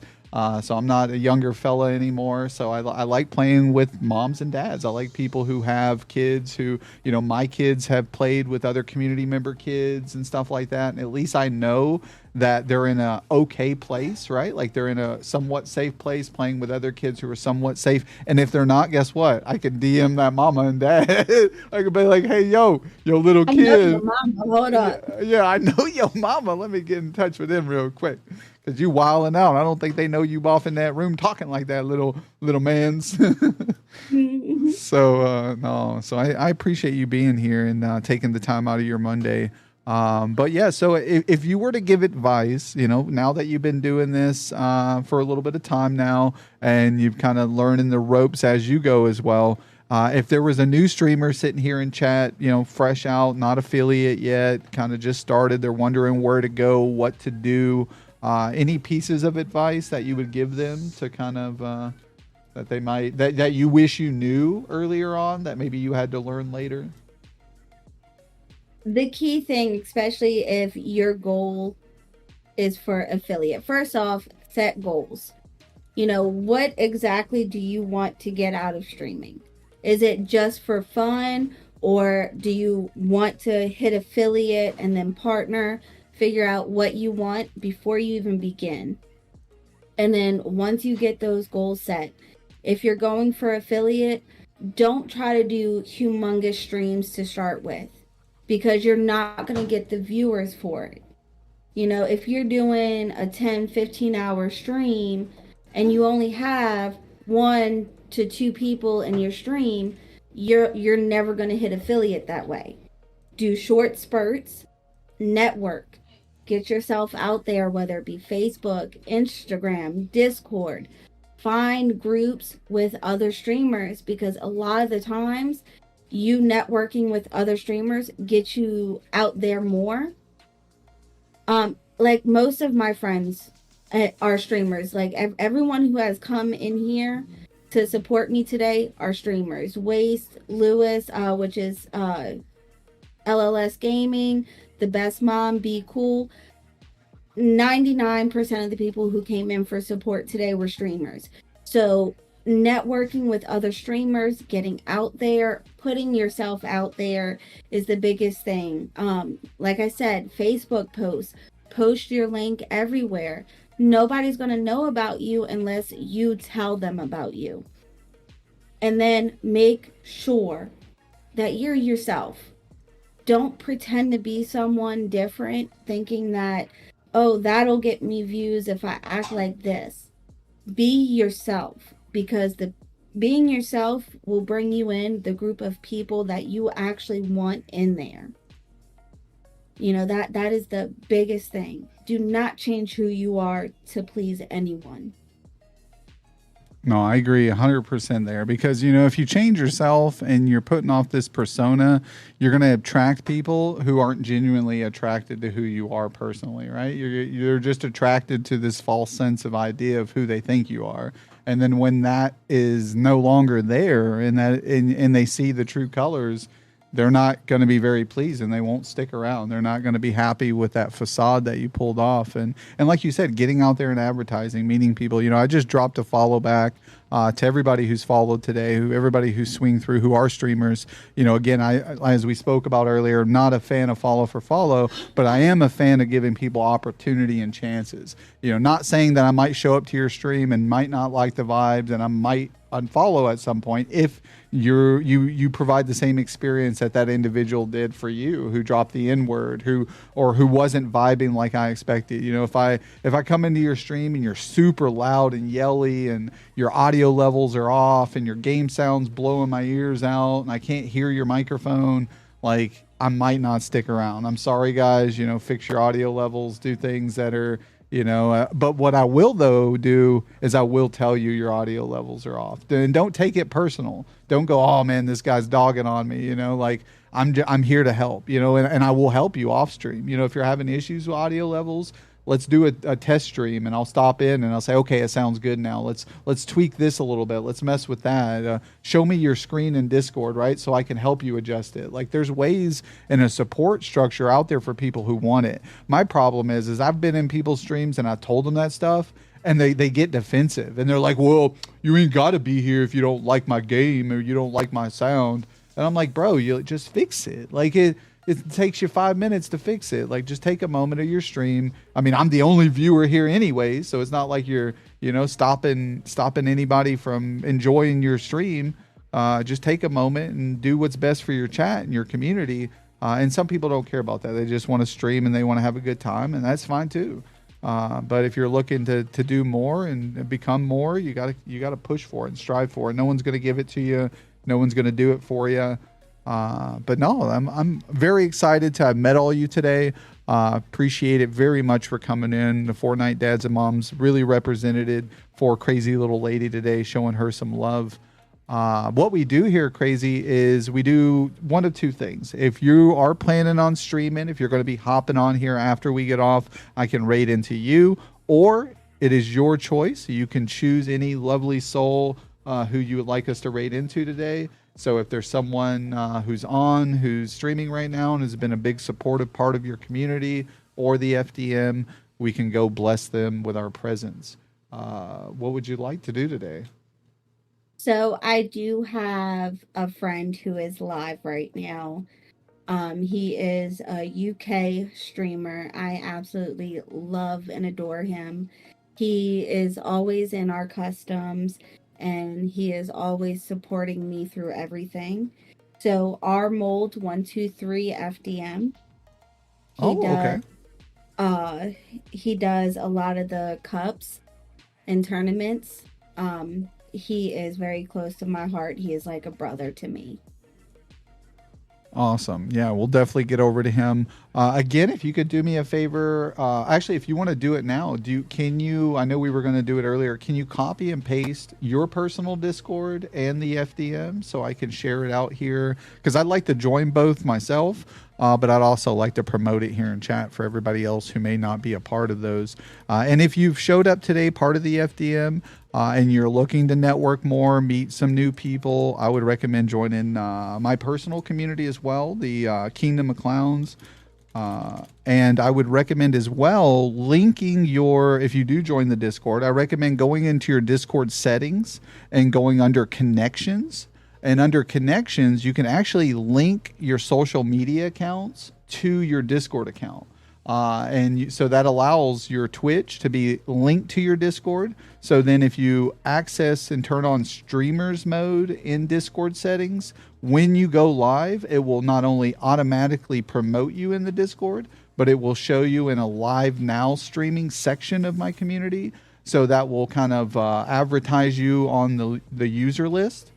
So I will be able to know when you're live, and other members of the community will be able to know when you're live also. So that'll be more opportunity for me to stop in, because I very rarely look at the live section on Twitch. I just kind of go into my Discord and I check who's live there first. And then if I have time later on to support more people outside of the community, then I go and look on the Twitch section. So that's why I apologize to people like Mega Mediocre, who was here earlier, that I haven't been able to catch his stream because I just haven't been able to see him on. But so you guys, join up, enjoy the community, meet some new people. Great opportunity, but I can't wait to join you guys as well. So let's see here. We'll get that. Yeah, awesome. Official. All right, I joined that one. Let me... and I'll do all the roles and stuff here right after stream too. But Let me get in here. And Crazy Gaming. Awesome.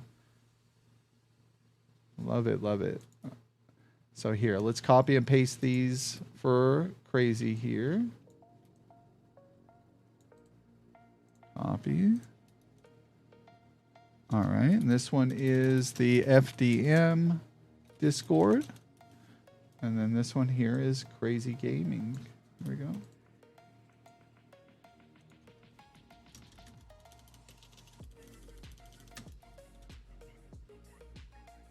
Oh, wait a minute. Dumb. All right.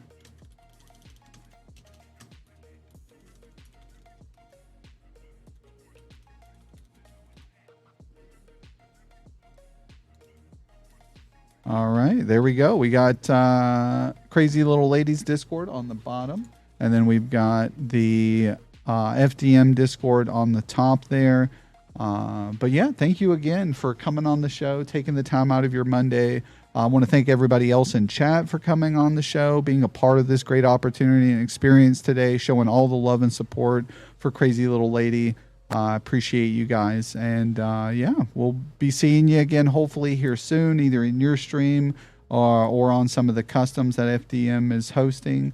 But yeah, is there any, oh, actually here, you want to, I did follow Mound here. Let me find them so we can get that going. But is there any final words or anything you'd like to say to chat or myself before we get ready to raid over? Absolutely. So first, I just want to say thank you so much for having me. I really appreciate you taking time of your day to talk with me and everything. So that is greatly appreciated. And to everyone, as I always say, happy gaming. Yes, yes. Happy gaming, guys. And yeah, anytime. I love to be here. Love to have you on the show. I thought I followed Mound. Maybe I didn't. Let me scroll back up. Armold, R-M-O-U-L-D. Okay, let me see here. Okay, yeah. Let's see here. Okay.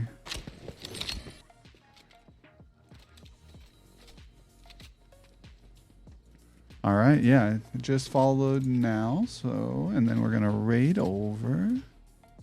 All right, guys, you guys have a happy Monday. I will be seeing you guys again, maybe tomorrow for a pop-up Fortnite stream on my day off. I do need to start getting some more clips. Or we may be on, we do have a guest on Wednesday and a guest on Friday and Sunday. So can't wait to see everybody again.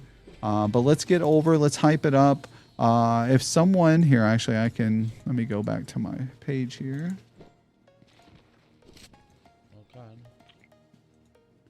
We're going to type in raid 1 here. This is for non-subscribers. So if you guys just followed the stream.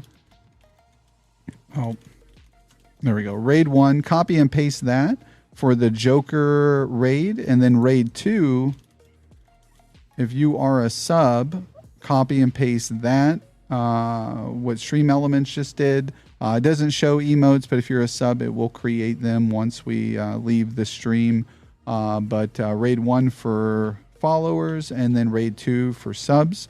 We're going to hype up and get everybody over to our mold 123 FDM. So you guys, thank you again for being here and tuning in. And you guys have a wonderful rest of your day as well. So we'll be seeing you here soon and have a good day, chat.